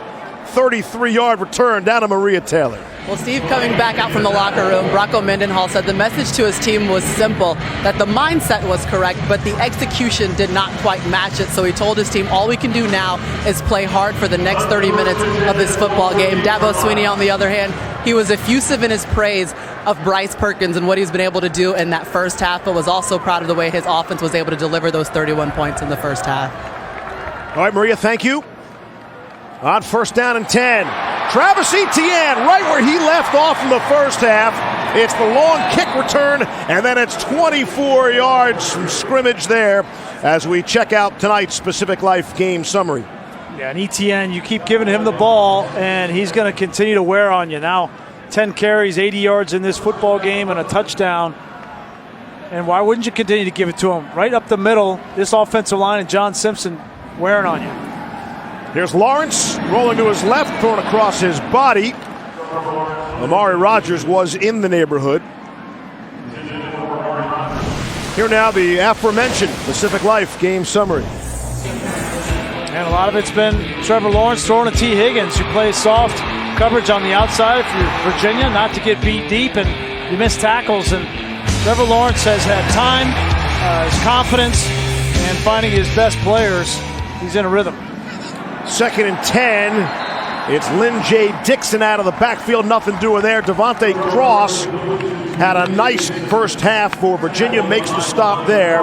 What if I told you that Trevor Lawrence had 8 consecutive games with 3 touchdown passes? I mean, that's quite a streak. And we said on the season they're beating teams by an average of 35 points per game. And after the North Carolina 1-point win, that even went up to an average margin of victory of 42 points. So that falls in line with Lawrence having those big numbers. 3rd and 17. Chance for Virginia to get off the field, and it is dropped. Overton could not hang on. We talk about the confidence and the maturation of Trevor Lawrence. Watch his calm in the pocket here. There's going to be a free rusher right there, and he just slides, gets his shoulder down, and makes an accurate throw. Overton drops that football, but that is what you see the growth of Trevor Lawrence, and just being calm in the pocket, knowing exactly where his receivers are and making accurate throws. So poised. I'm so impressed with what he's done this year. When you look back to the first few games and the struggles that he had and the interceptions that he threw, and then to bounce back after hearing all that noise and really not to be fazed by it. The first punt of the night for Clemson does not bring out a celebration for Virginia. It's a 30-yard punt. Take a look at tonight's first half stats brought to you by Geico. And Virginia actually got off to a very nice start. Pretty good first drive, and then there was the interception in the end zone. Yeah, you can't make any mistakes against this Clemson team, and that interception certainly didn't help them, and they haven't been able to stop Clemson offensively. And just to follow up on what Todd was saying there about Trevor Lawrence, there was so much expectations on this kid after playing almost perfect football against Notre Dame and Alabama in the playoffs last year. The expectations were way too high, and it wasn't until he started really. You see a first down here for Virginia. It wasn't until he said, you know what, I'm not going to worry about the expectations after the Louisville game, because he had 3 games of throwing 2 interceptions. And after the Louisville game, he said, you know what, I don't care what everybody else thinks. This is about playing well for my teammates. And when he did that, that's when he started to play really good football. And as you know, Grease, that attitude will help Lawrence at the next level. There's no question. You're going to get knocked down. A little adversity, a little chaos, a lot of criticism as an NFL starting quarterback. A jump ball that is won by Hassis Dubois. They talk about 50-50 balls. How about that play by Dubois? That's an unbelievable play by Dubois. A.J. Terrell is right there in good position, and Dubois has shown up in this ACC championship. Has a touchdown, and he's made play after play. 9 catches for Dubois. The rest of the team has 7 combined. Hassis Dubois playing in his 50th game for Virginia. Joe Reed is stuck on 49. Reed unable to go tonight. Had been dealing with knee and hip injuries. He was the only first-team All-ACC player on Virginia in 2 categories, all-purpose and as a return specialist, and he was unable to go. That's a critical loss to Virginia, and they're feeling the impact all over the field. It's a loss of 4 on that play. Clemson decided to bring a corner pressure here. Watch the corner here. This will be Tanner Muse one-on-one with the receiver. That's where Bryce Perkins has to go with the football. You know the blitz is coming. You got to let it go. You can't just eat it in the middle. It's a missed opportunity. Bryce Perkins has made those reads and made those plays consistently all year for UVA, and they've made some of these plays against Muse one-on-one earlier in this game. That was a missed opportunity to get back to it. 2nd down and 14 at the 41 of Clemson. Again, the pocket is good. Perkins thought about taking off. Able to complete to Billy Kemp. There is a flag down. I don't want to steal Cassidy Hubbard's thunder, but Ohio State is on the board. They trail 14-7 now with 18 seconds left in the half there. Defensive holding, number 1. 10-yard penalty since the ball crossed the line of scrimmage. That's an automatic first down. That's Darion Kendrick. See him grabbing the jersey of Jana. It's an easy call for the official. Darion Kendrick that's the other player that really not a lot of people knew about coming into this season. A very, very highly recruited player. He takes over for Trayvon Mullen, but he's going to be somebody as these playoffs come on as well. He's going to see better and better receivers. He's going to be targeted opposite of A.J. Terrell. From the 32 of Clemson. Perkins will throw, and he's in love with Billy Kemp all of a sudden. Right back to Kemp, working on Chad Smith. It's a gain of 6 there. Kendrick's an interesting story. He came as a wide receiver. They needed some bodies on defense, and apparently all the offensive coaches kissed and hugged him goodbye because they knew after one practice he was not coming back to the offense. And now an important player on that Clemson defense. 2nd down and 4. On the 26. Kemp in motion. Perkins not looking that way. That's an incomplete pass in a big way. Looks like some miscommunication there. 3rd and 4. Yeah, Brent Venables has really gotten out of a lot of the man-to-man that he's been playing. He's playing more zone, and I think it's smart for 2 reasons. One is all your defenders keep eyes on Bryce Perkins. That's what he's really worried about is him running. So you play zone to keep your eyes on the quarterback. And then number 2 is you're forcing him to throw into tight windows. And you're not exposing guys like Tanner Muse in slot versus slot receivers. 4 down territory? Yeah. Here we go on 3rd and 4. Perkins throws and completes. Good job in heavy traffic. Dubois hauls it in, his 10th catch. That's a first down, gain of 5 on the play. That's a career high for Assis Dubois, the senior from Irvington, New Jersey. Already, Virginia's done better than the last couple of Clemson opponents. The Tigers holding each of their last 2 opponents, Wake Forest and South Carolina, to merely a field goal. And here Virginia already has a touchdown and looking for more at the 21 of Clemson.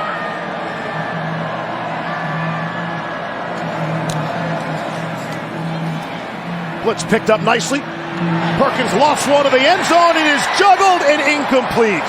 Terrell Jana had it, and then he didn't. Kayvon Wallace made sure of that on the coverage. Wow, this was a great play all the way around. A great throw, a great route by Jana, but all of that was negated by Kayvon Wallace. He never gives up on the play, just continues to run and get his hands in to Jana's chest.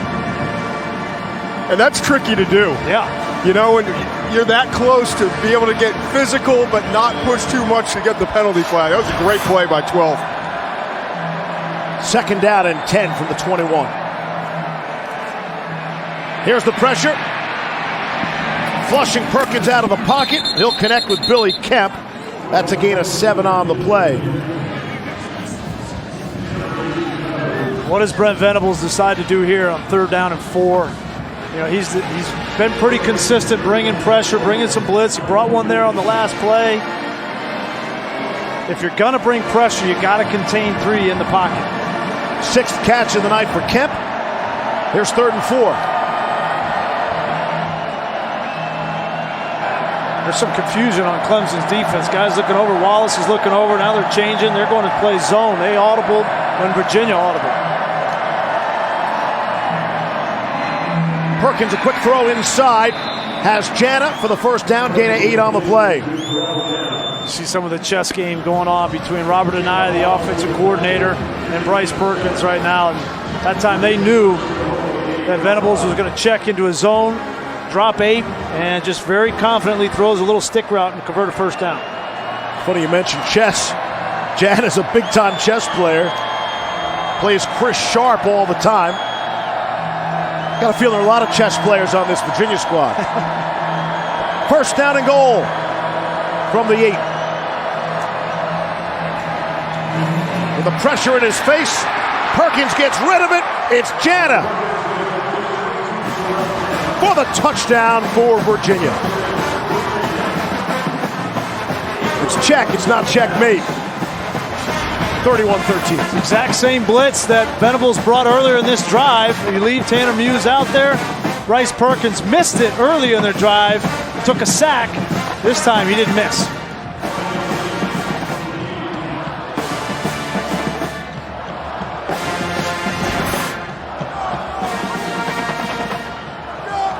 Here's Delaney for the extra point. Boots it through. Clemson hasn't given up 14 points since November 2nd. And that was Wofford.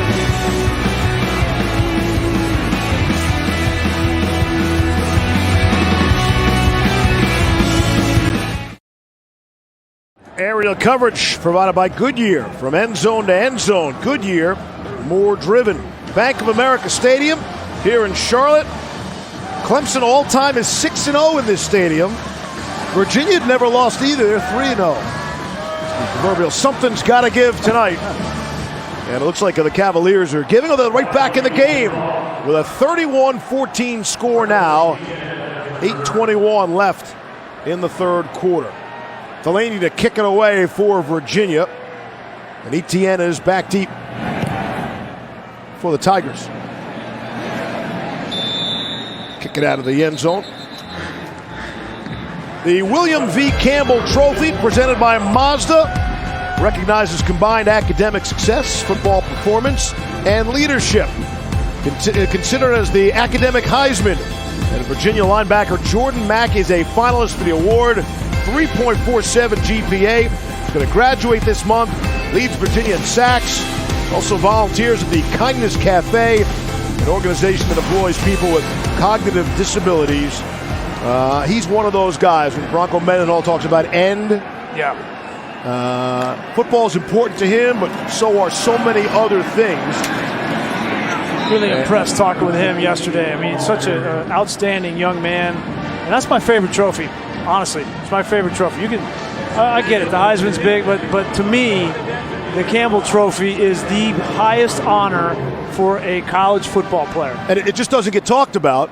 And that's why I threw in the nickname, the academic Heisman Trophy, so you get an idea. But what an honor that is, that would be. There are 12 finalists around the country. Yeah. Because you have to be a good football player. It's not just about academics. You got to be a good football player, and you have to have great academics, and you have to be great in the community. I mean, that's what it's all about, being a student athlete in college. And it's kind of interesting. The last two winners of the award were both from Clemson, and Christian Wilkins a year ago, and then Micah Kaiser from Virginia 2 years ago.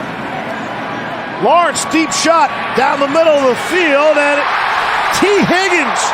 It stayed up in the air forever, and even with two Cavalier defenders in his face, Higgins brings it down for 54 yards. Boy, Nick Grant is he's having a tough night, and he's trying his best. You know, this is just a superior athlete going up in a situation, just a jump ball. Hey, go down there and I'll throw it up to you. And these 50-50 balls throughout college football are 80-20 balls for T. Higgins. First down and goal. Lawrence, the handoff to Etienne. If he gets out of this some way, no, he won't. That's a big loss on the play. Had the big stiff arm on Matt Gamm, but it's a loss of 7. Going back to Higgins, well, what are you supposed to do? 6'4", 215 pounds. He's going to be a first-round pick. He's going to run probably 4 or 5 in the 40-yard dash, and then every time the ball's up in the air, he's got all those inches on you and the length. He's a special player. I mean, you wouldn't even call that a good throw. You don't have to make a great throw. No, that's the beauty. Here's Lawrence. That's a good throw. T. Higgins, touchdown Clemson. That took just a handful of plays to go all the way down the field after Virginia scores. That is the 3rd touchdown catch of the game. for T. Higgins. Wow. I mean, it honestly feels like they're just giving ETN the ball a couple of times to make sure he's happy, but they can throw the ball every single snap. They could score in 4 or 5 plays every single drive. ETN has 6 fourth-quarter carries all season. And that just speaks of blowing people out. And wonder who we'll see in the fourth quarter here tonight. How about this, Reese? 4 touchdown drives of 5 plays or less. Who wants to play Clemson in the playoffs? Lawrence, the new ACC championship game record for him. He's got 4 touchdown passes.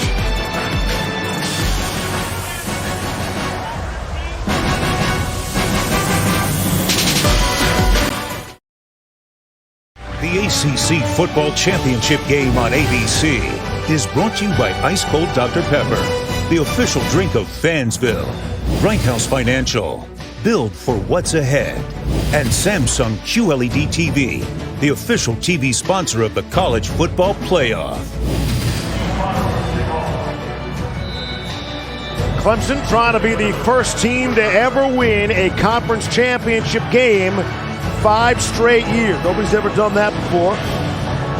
See Trevor Lawrence with 4 touchdown passes.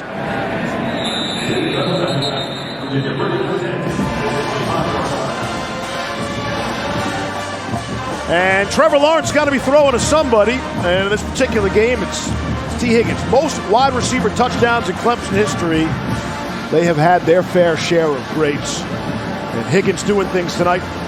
3 touchdown catches, 182 receiving yards. Both of those numbers are ACC championship game records. And Higgins, a guy who had to be convinced really to play football. He was Mr. Basketball in the state of Tennessee. His mom had to bribe him to play football. She did it with Hot Wheels. Who doesn't love Hot Wheels? Looks like the right move, Mom, as usual. He's got some Hot Wheels indeed. 38-14 Clemson. Set for an update. Here's Cassidy Hubbard.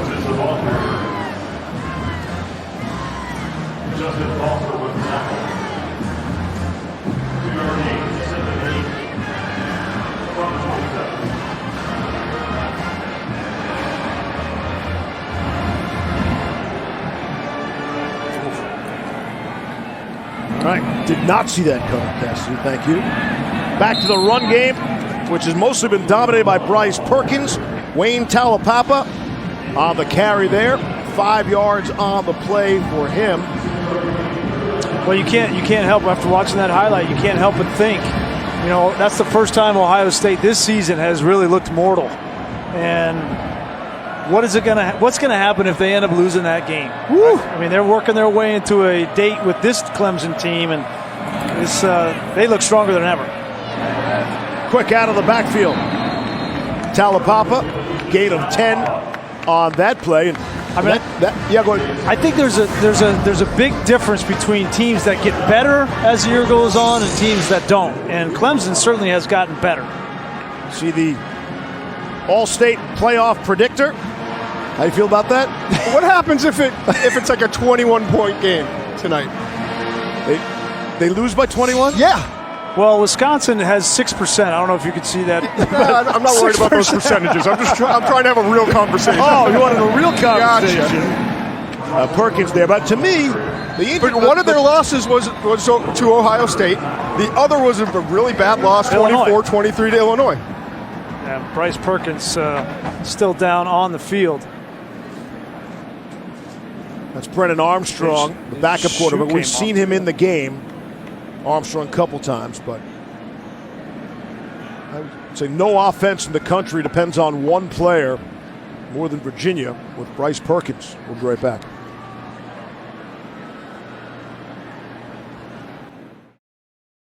Just fine as he jogged off the field while we were away in commercial break. We'll see if he's out for just one play. That's Brennan Armstrong, the redshirt freshman from Shelby, Ohio, in the game.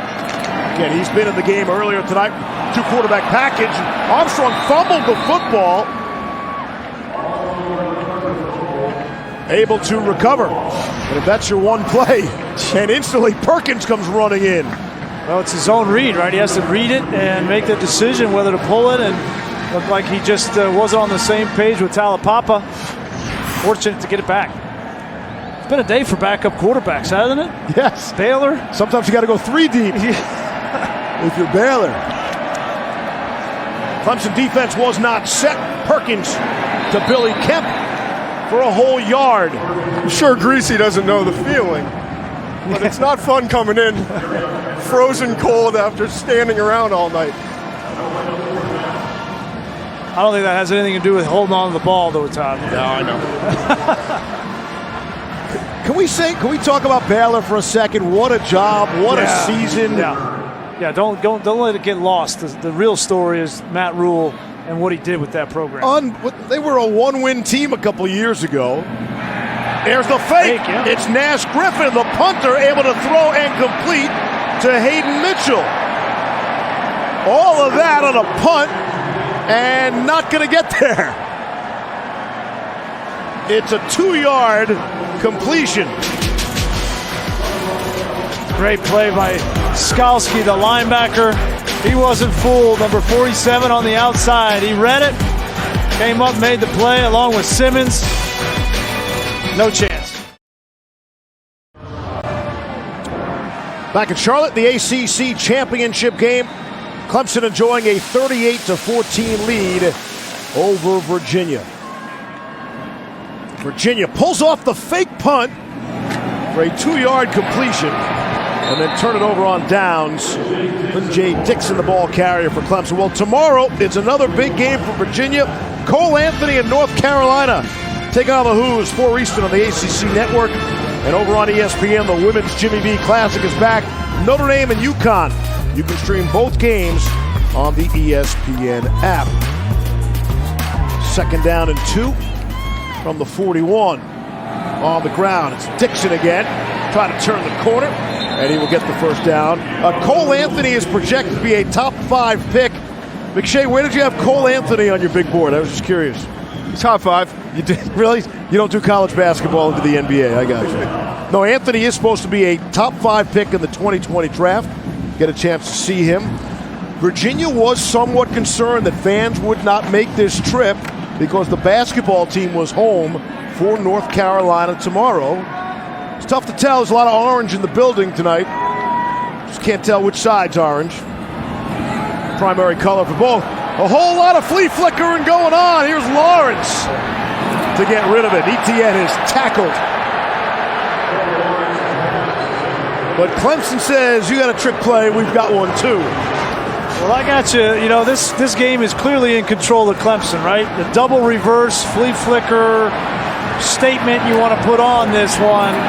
You just put Trevor Lawrence in a lot of harm's way right here. Very fortunate that he didn't take a bigger shot than that. Aaron Falmouy got a piece.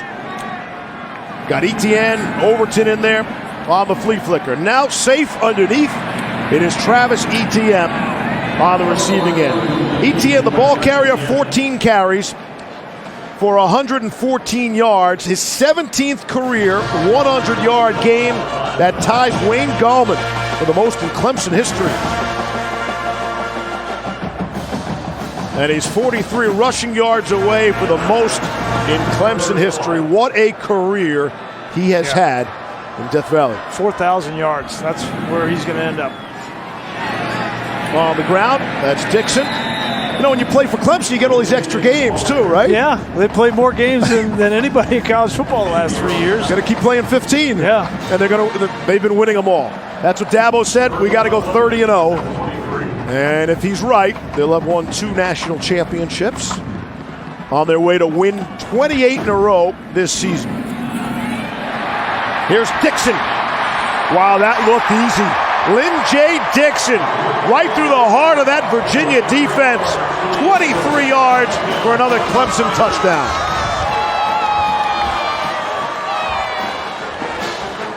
Well, you got Travis Etienne with that great career. You don't know if he's going to come back for another one. And you're going to have to find the next guy. Lynn J. Dixon, just a true sophomore. Great blocking up front. And it's hard. Like, if you're Virginia front seven, it's hard, right? You're getting blown up. Hard to stop this offense, and wide open, gaping hole. It's Potter. Extra point. 14 consecutive games with 2 or more rushing touchdowns. It's all going on for Clemson. We're back in a minute.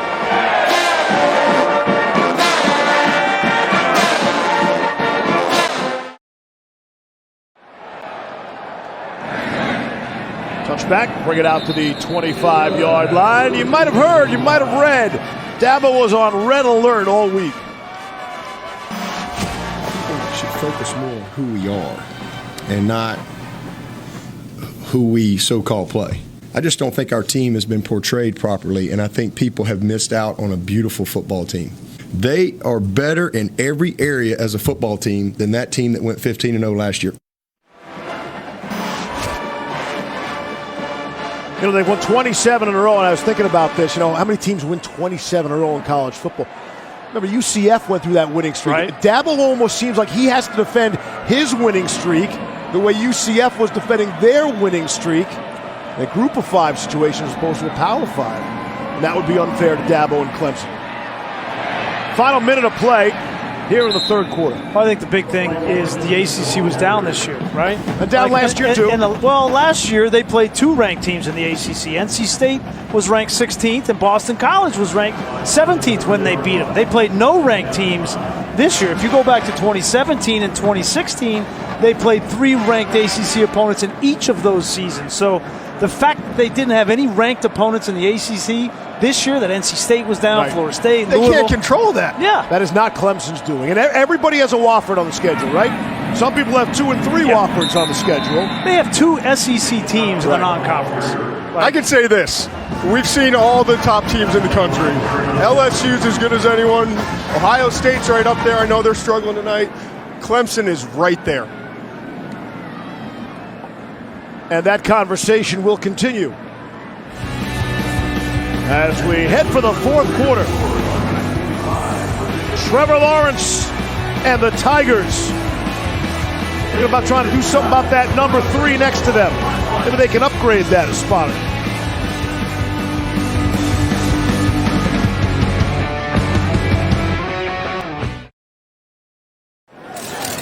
First Sergeant Frank Thomas just now with a stirring rendition of God Bless America. As we check out tonight's Aflac trivia question, if they win this year, Clemson will have won 3 national championships in 4 years.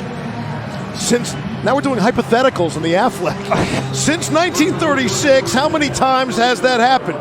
Again, if Clemson wins, that's saying something, they will have won 3 national championships in 4 years. Since 1936, how many times has that happened? 1936 was the start of the AP poll. Those were the area of Minnesota, right? Minnesota winning? As we start quarter number 4. That was before I was born. I know you were around, Grease, for that. Perkins completing to Jana as we open up quarter number 4. Gain of 12 on the play. Greasy has this one. I know he's really And the answer, I don't. I said Minnesota.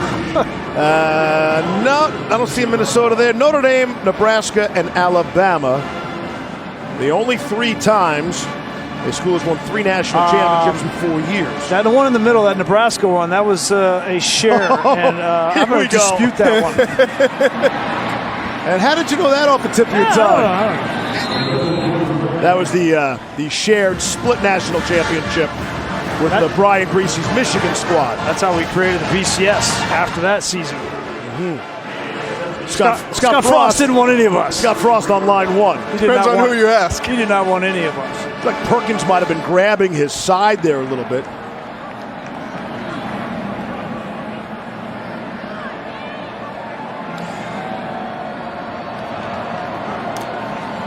It's Cowley in motion. Taulapapa running behind Cowley and still running. Pushing the pile. You know, you might think that after the emotional win last week over Virginia Tech and a long season, a 9-win season, that this Virginia team, now they're getting blown out of this game 45-14, that there would be some letdown. But if you thought that, you don't really know Bronco Mendenhall and you don't know the culture that he's building at Virginia. This team will play hard, and they will play for 60 minutes, no matter what the score is. Here's Perkins. He'll just throw that away as there was pressure. There was story during that 2-win first season under Mendenhall against Oregon. They were down and out of the game, rallied to score 2 late touchdowns, and all the Oregon players were saying, hey, what's with you guys? You guys are getting killed. What's going on here?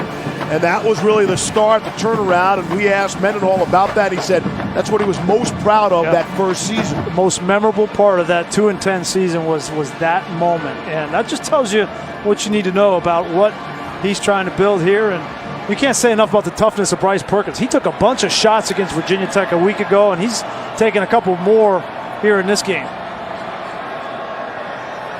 He was stricken with tonsillitis prior to that game against Virginia Tech. Couldn't speak coming out of the Liberty game.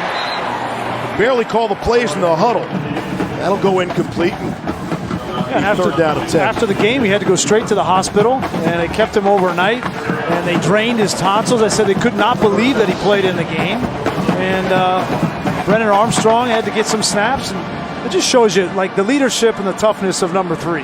Hey, the tonsillitis is nothing when you consider where Perkins has come from. Right. Had a couple of broken vertebrae in his neck back when he was at Arizona State.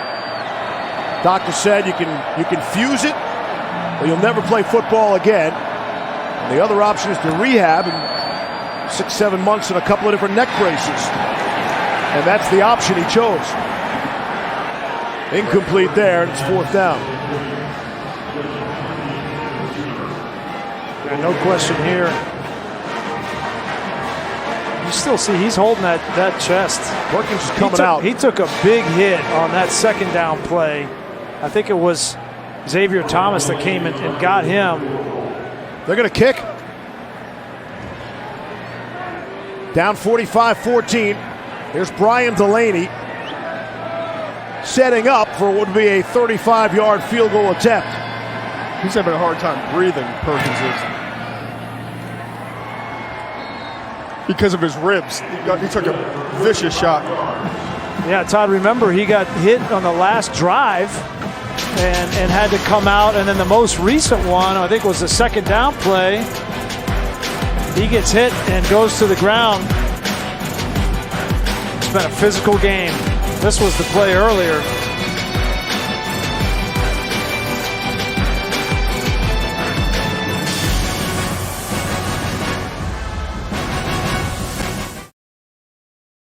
Lost a football game in the 2nd round of the playoffs. The senior year of his high school season. That's 2 years ago. Actually gave the offense and his team a 3-point lead, and the defense couldn't hang on. And that's the last time this guy has lost a football game. He said he begged his coach to let him go in on defense and try to protect that 3-point lead. But his winning streak and Clemson's winning streak appears to be in good fashion. Looking to up that to 28. Here's Cassidy Hubbard.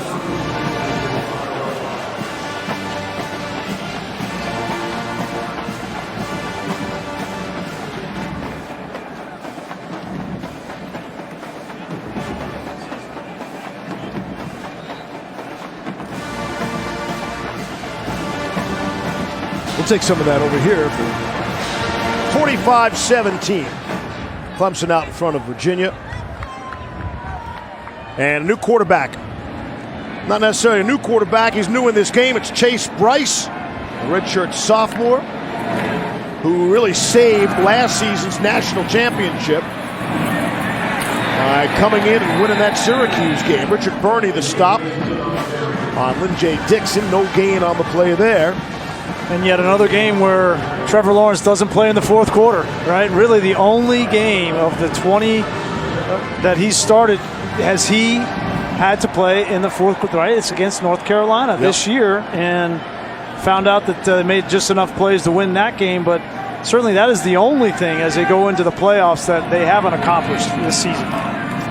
We talked to Trevor this week, and he said that experience of being in that close game late should help serve them as they go down the stretch. And Jeff Scott said, hey, we know some 4th quarter football games are coming. Yeah. And they want to get going. But Etienne, see if we see him in the 4th quarter. Again, hardly gets any fourth quarter carries as Lawrence sits out the rest of this one with 12 minutes left. I thought it was interesting. Vegas thinks it's going to be a fourth quarter game between a mythical Ohio State or LSU matchup. That's right.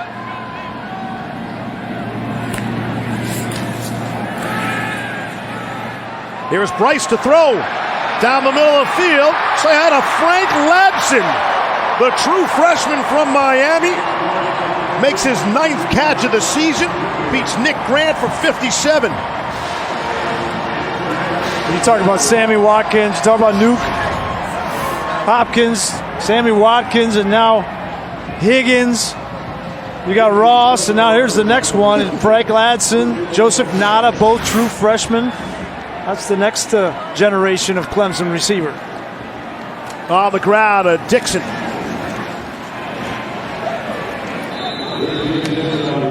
Back to the line of scrimmage. We're talking about Clemson and odds going forward.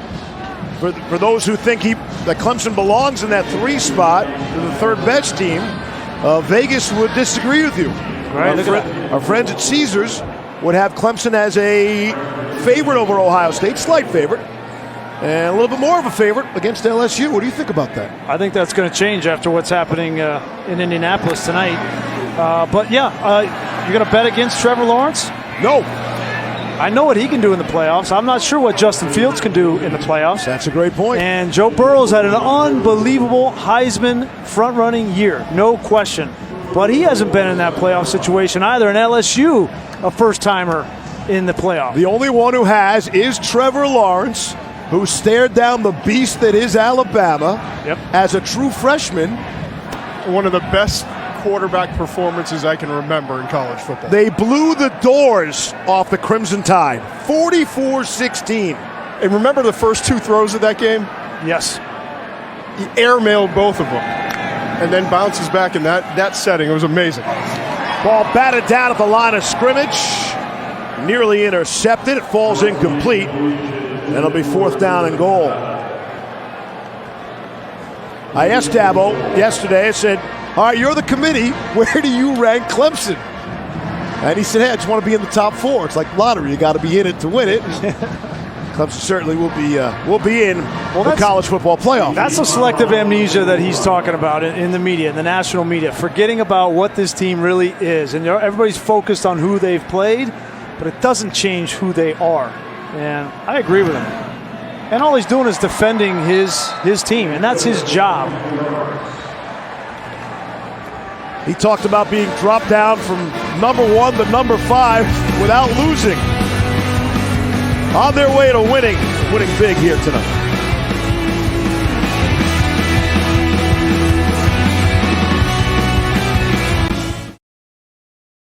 The ACC Football Championship game on ABC is brought to you by Ice Cold Dr. Pepper, the official drink of Fansville, the all-new Ford Explorer, built Ford proud, and Pacific Life, 150 years strong, protection and retirement solutions for your future. Can you imagine the Clemson trophy case? I mean, their mantle. They got a big enough facility to house it all. I know that. Piling up trophy after trophy, record after record, and another ACC championship game. Making some history tonight. Again, no school has won 5 consecutive conference championship games. Clemson appears to be on their way. 370 passing yards. That's an ACC championship game record for these same Tigers. And the beat goes on. Check out tonight's Pacific Life game summary. Take a look at our quarterbacks. Yeah, Trevor Lawrence came out sharp, getting the ball to T. Higgins, and Bryce Perkins, we knew the challenge. He knew the challenge. When we talked with him last night about it, that over 74% of this offense has run through him, whether it's through the air or his legs, and he played valiantly tonight. I mean, he played tough. He ran the ball hard. He took some shots, but tonight is a night he can be proud of. And it's a season that he can be proud of, certainly. Guy hasn't lost a game. Talking about Bryce Perkins. Oh, the other guy. Yeah. I don't know which guy you're comparing him to. They should both be proud. Yeah. Both be proud. Well, we do hope Perkins is okay. Again, we were under the impression that win or lose, Virginia would find their way to South FLA for the Orange Bowl. Should be a feather in their cap. Well, this was a great stage for their program. Obviously, it hasn't played out the way they wanted it to, but they're still playing hard, and that says a lot. And he's still in there. Still taking shots here. Slips down there on the Clemson sideline. They're quick to pick him up. Well, this is part of the whole process, right? You know, it's such a clear difference in talent between these two teams. But you come out here, you fight, you learn from it, and they're just trying to continue to build what they really planned on. And as Coach said, Bronco said, it was a lot worse than I even expected when we took over. And he said about this game today, he said every player that touches the ball for Clemson will be better than anyone that tries to tackle him for Virginia. So that speaks to the talent disparity in these two games. But, you know, what Virginia was trying to do was close the gap with everybody else, right? The gap between everybody else and Clemson is really immeasurable. You look at the all-ACC football team, as you would expect, dominated by Clemson. The one player Virginia got on the first team was Joe Reed, and he's injured tonight and unable to go. Interception, Isaiah Simmons for Clemson. And the defense continues to play big down the stretch for the Tigers, able to return it 22 yards back the other way.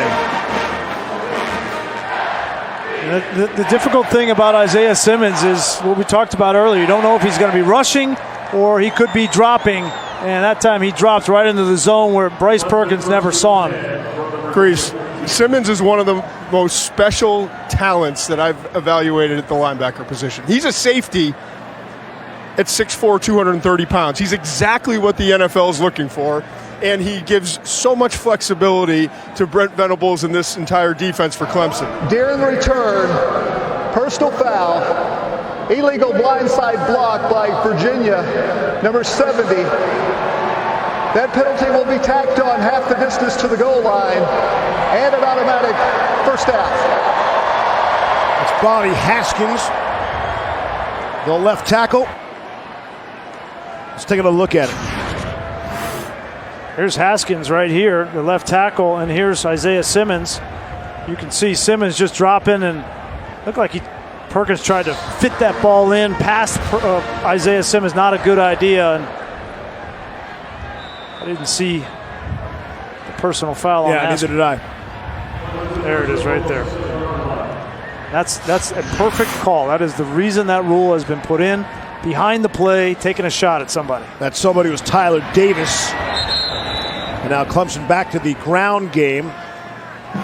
With Darian Rencher, his first carry. He'll pick up 3 on the play. And the Tigers are inside the 5-yard line.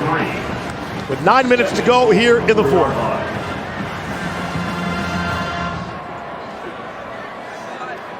And that's not something that Bronco Mendenhall is going to stand for with Haskins.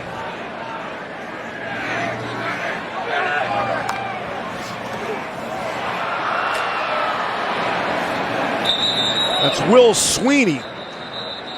If the last name sounds familiar, there's a relation there indeed. From Chase Bryce. Sweeney, the junior. That'll go as his 10th reception. Although no gain on the play. It's a flag to come back.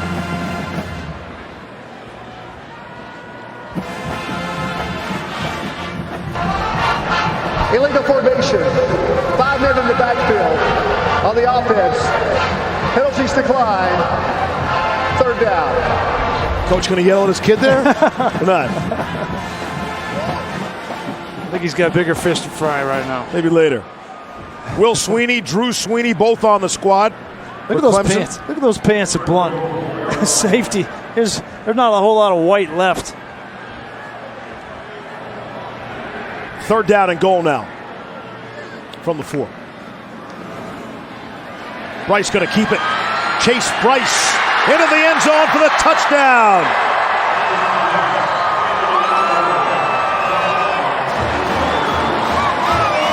First rushing touchdown of the season for Chase Bryce. He had 4 passing touchdowns. And Clemson is piling on now to the tune of 54. to 17. That's great to see Trevor Lawrence come out and celebrate with Chase Bryce as he comes off the field.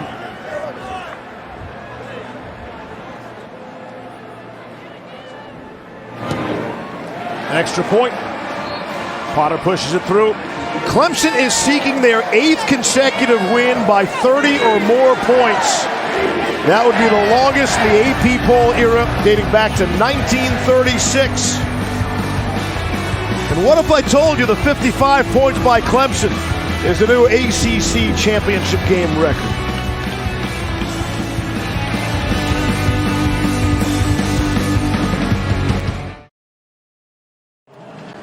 Aerial coverage provided by Goodyear, making every drive a chance to rise above. Goodyear, more driven. Charlotte has never looked more gorgeous on a championship Saturday night here in North Carolina, where Clemson is having their way with Virginia, 55-17. All I want to know is who's coming out of the Coastal next year. The kid to recycle it. 7th different team Virginia is to come out of the Coastal. Here's Seneca Milledge up the middle of the field. Won't even get back to the 15. What's it all about? Who's in? Tomorrow we'll have the exclusive reveal of the college football playoff matchups. Reese and the fellas will also unveil the New Year's 6 matchups and the final top 25 rankings. And tonight, after UFC Fight Night, it's Sports Center with Scott Van Pelt. Herbie and Reese will join the show with their playoff predictions. It's Sports Center after UFC with SVP on ESPN and the ESPN app. I'm hoping to make it back this year in one piece. Don't you always get 2 years ago, I was on a horse. You guys threw me on a horse, and I found out I was allergic to horses. Right. And then last year, where were we? Utah? Got snowed in. Snowed in, never made it back. Fumble, ball out at the 10, and it is recovered by Perkins.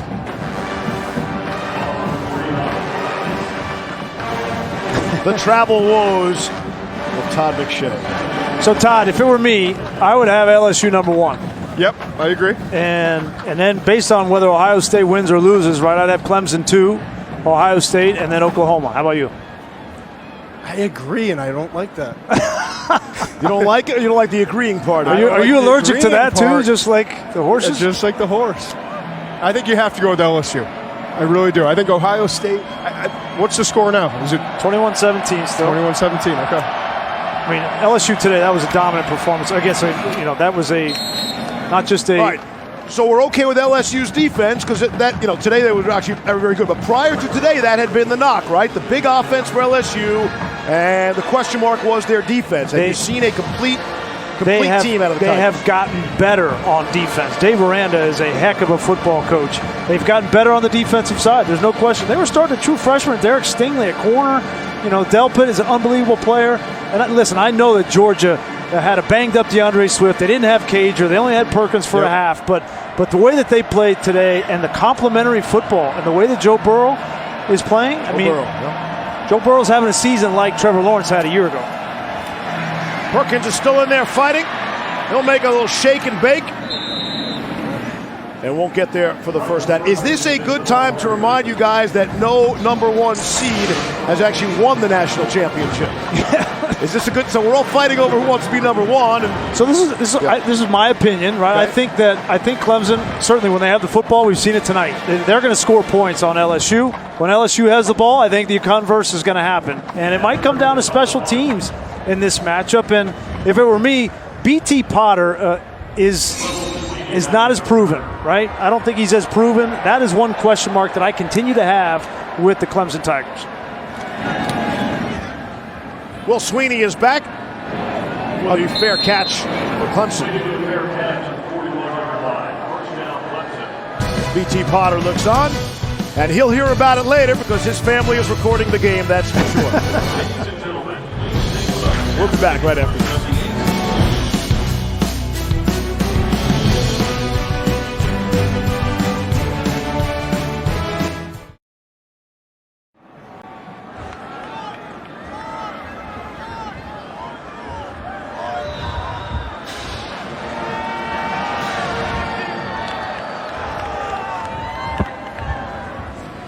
All right, Cassidy, thank you. Clemson back at it on the ground as the clock winds to 5.5 to play. And again, we started the night talking about the importance of number 1.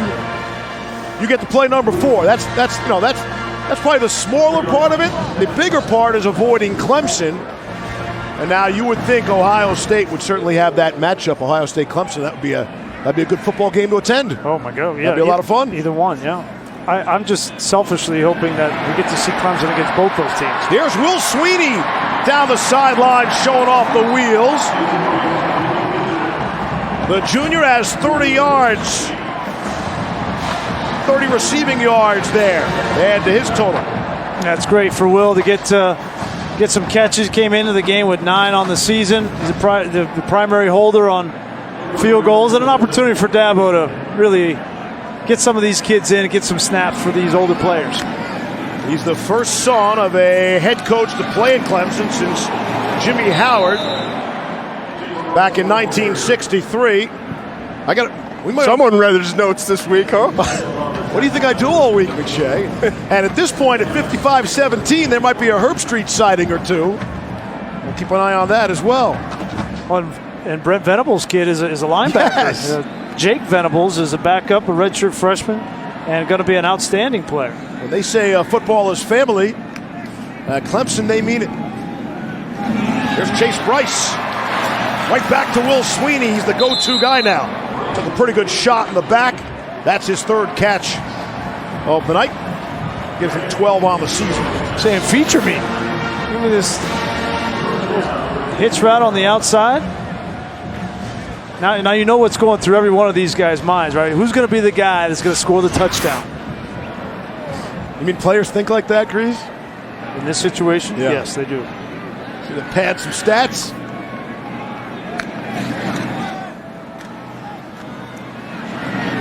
Here's Michael Dukes from the haven't seen him department. Michael Dukes, true freshman from Charleston. That's his 30th rush of the season. Picks up 8 yards on the play. I don't know how close we're getting to total players, but if you recall earlier in the season, Dabo trotted out 111 different players. 111 players saw the field in their victory against Charlotte. I don't think we're approaching that. Well, maybe in the 80s. There's Dukes again for the first down. My money's on Dukes here to get his touchdown. All right. Figure they're up, but they're up big. You don't want to throw the ball. Now, if they run the sprint out like they did to Renfro in the national championship game, if they run the sprint out to Sweeney, there's going to be some issue. Stop hedging. Out of the shotgun. On the ground, it is Dukes. I don't want you to be right so badly. That'll go for a loss. Greasy's impossible to be around. He's always right.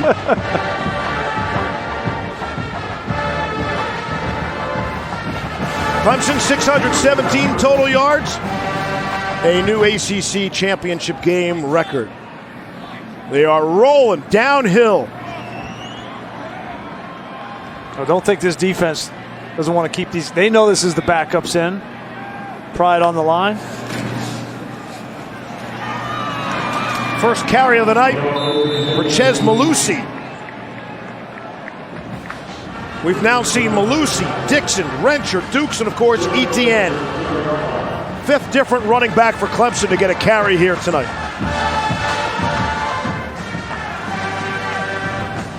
We wind under a minute 40 now. And every single starter for UVA still out there on defense. 3rd and goal. Here's Malusi down to the goal line. Signal is touchdown on one side.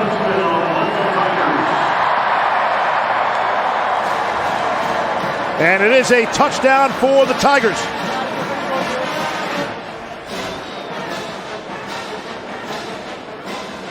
And Clemson has hung a 60 spot on Virginia. 61 points is the most the Tigers have scored against any opponent all season. You got down? Ball, yeah, take a look from this angle. hard to tell.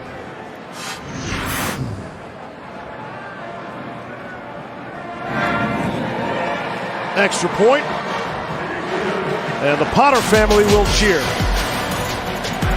62-17, all Tigers tonight.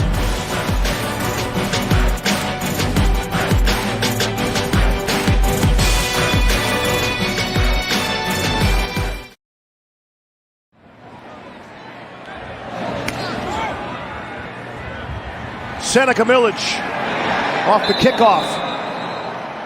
He'll be dropped at about the 18-yard line. One last offensive series you might think for Virginia after the game. Stay tuned for the Ford wrap-up. The obligatory ACC championship Gatorade. That never gets old. Can we come up with a new tradition? No, the Gatorade. Are we still doing the Gatorade shower? I'll come up with a new tradition. I'll get you up here in the booth with a little shower. Tune into the ACC Network for the presentation of the ACC Championship Trophy. Brennan Armstrong is in at quarterback for Virginia.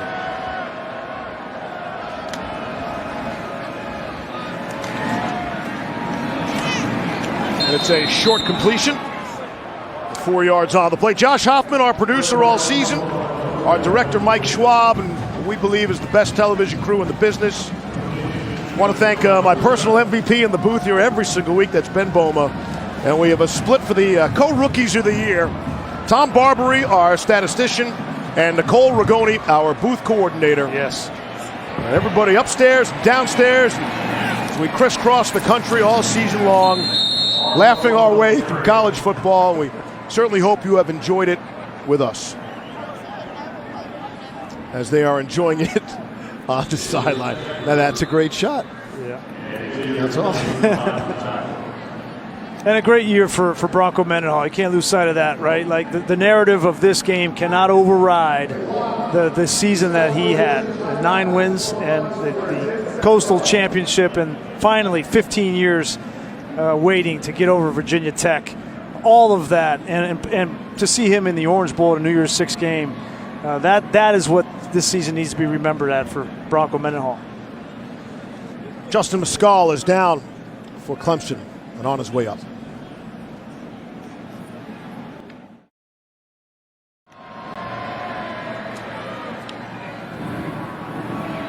Armstrong able to complete to Billy Kemp.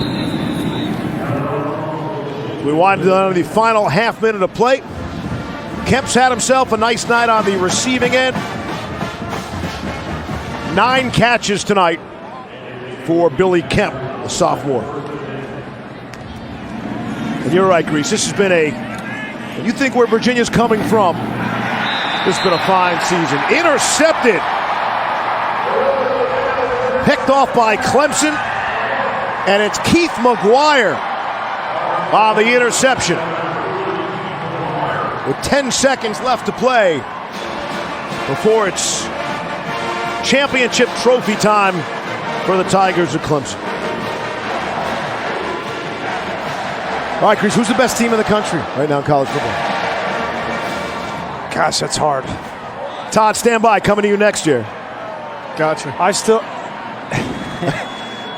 I'm gonna say LSU, but Clemson is right there with them. Right.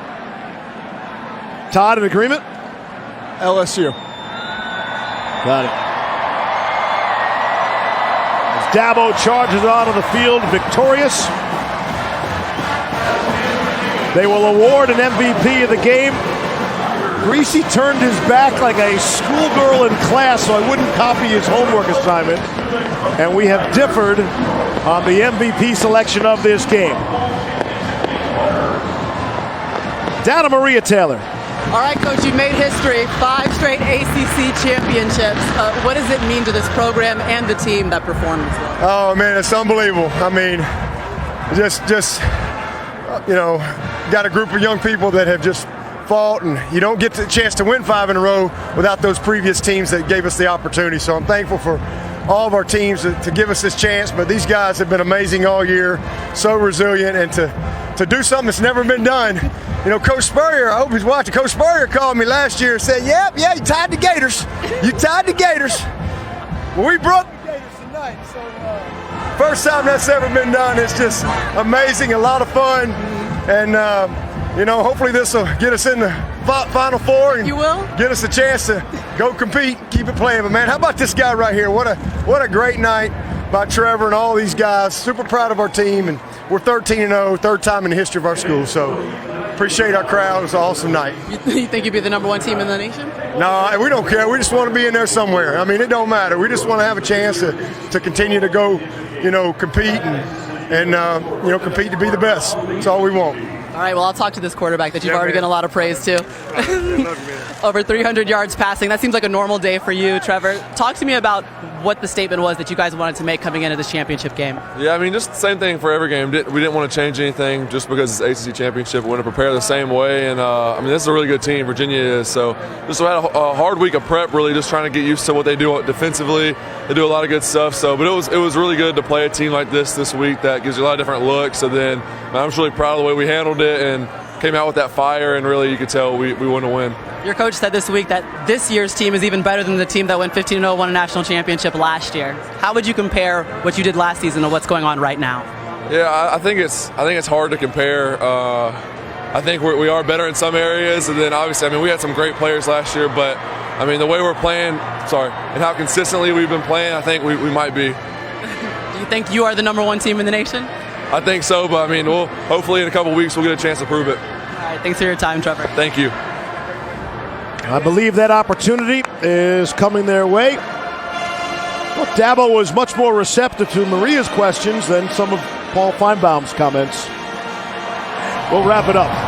We come back just a bit.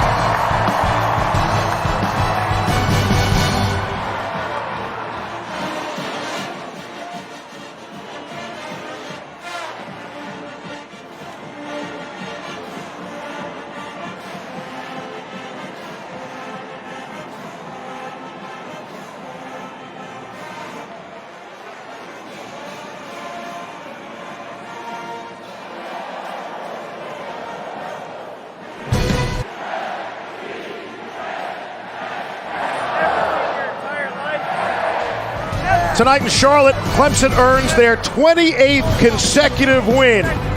And it's also their 8th consecutive victory by 30 or more points. That's the longest such streak dating back to 1936. All Tigers tonight as they blow out Virginia in the ACC championship.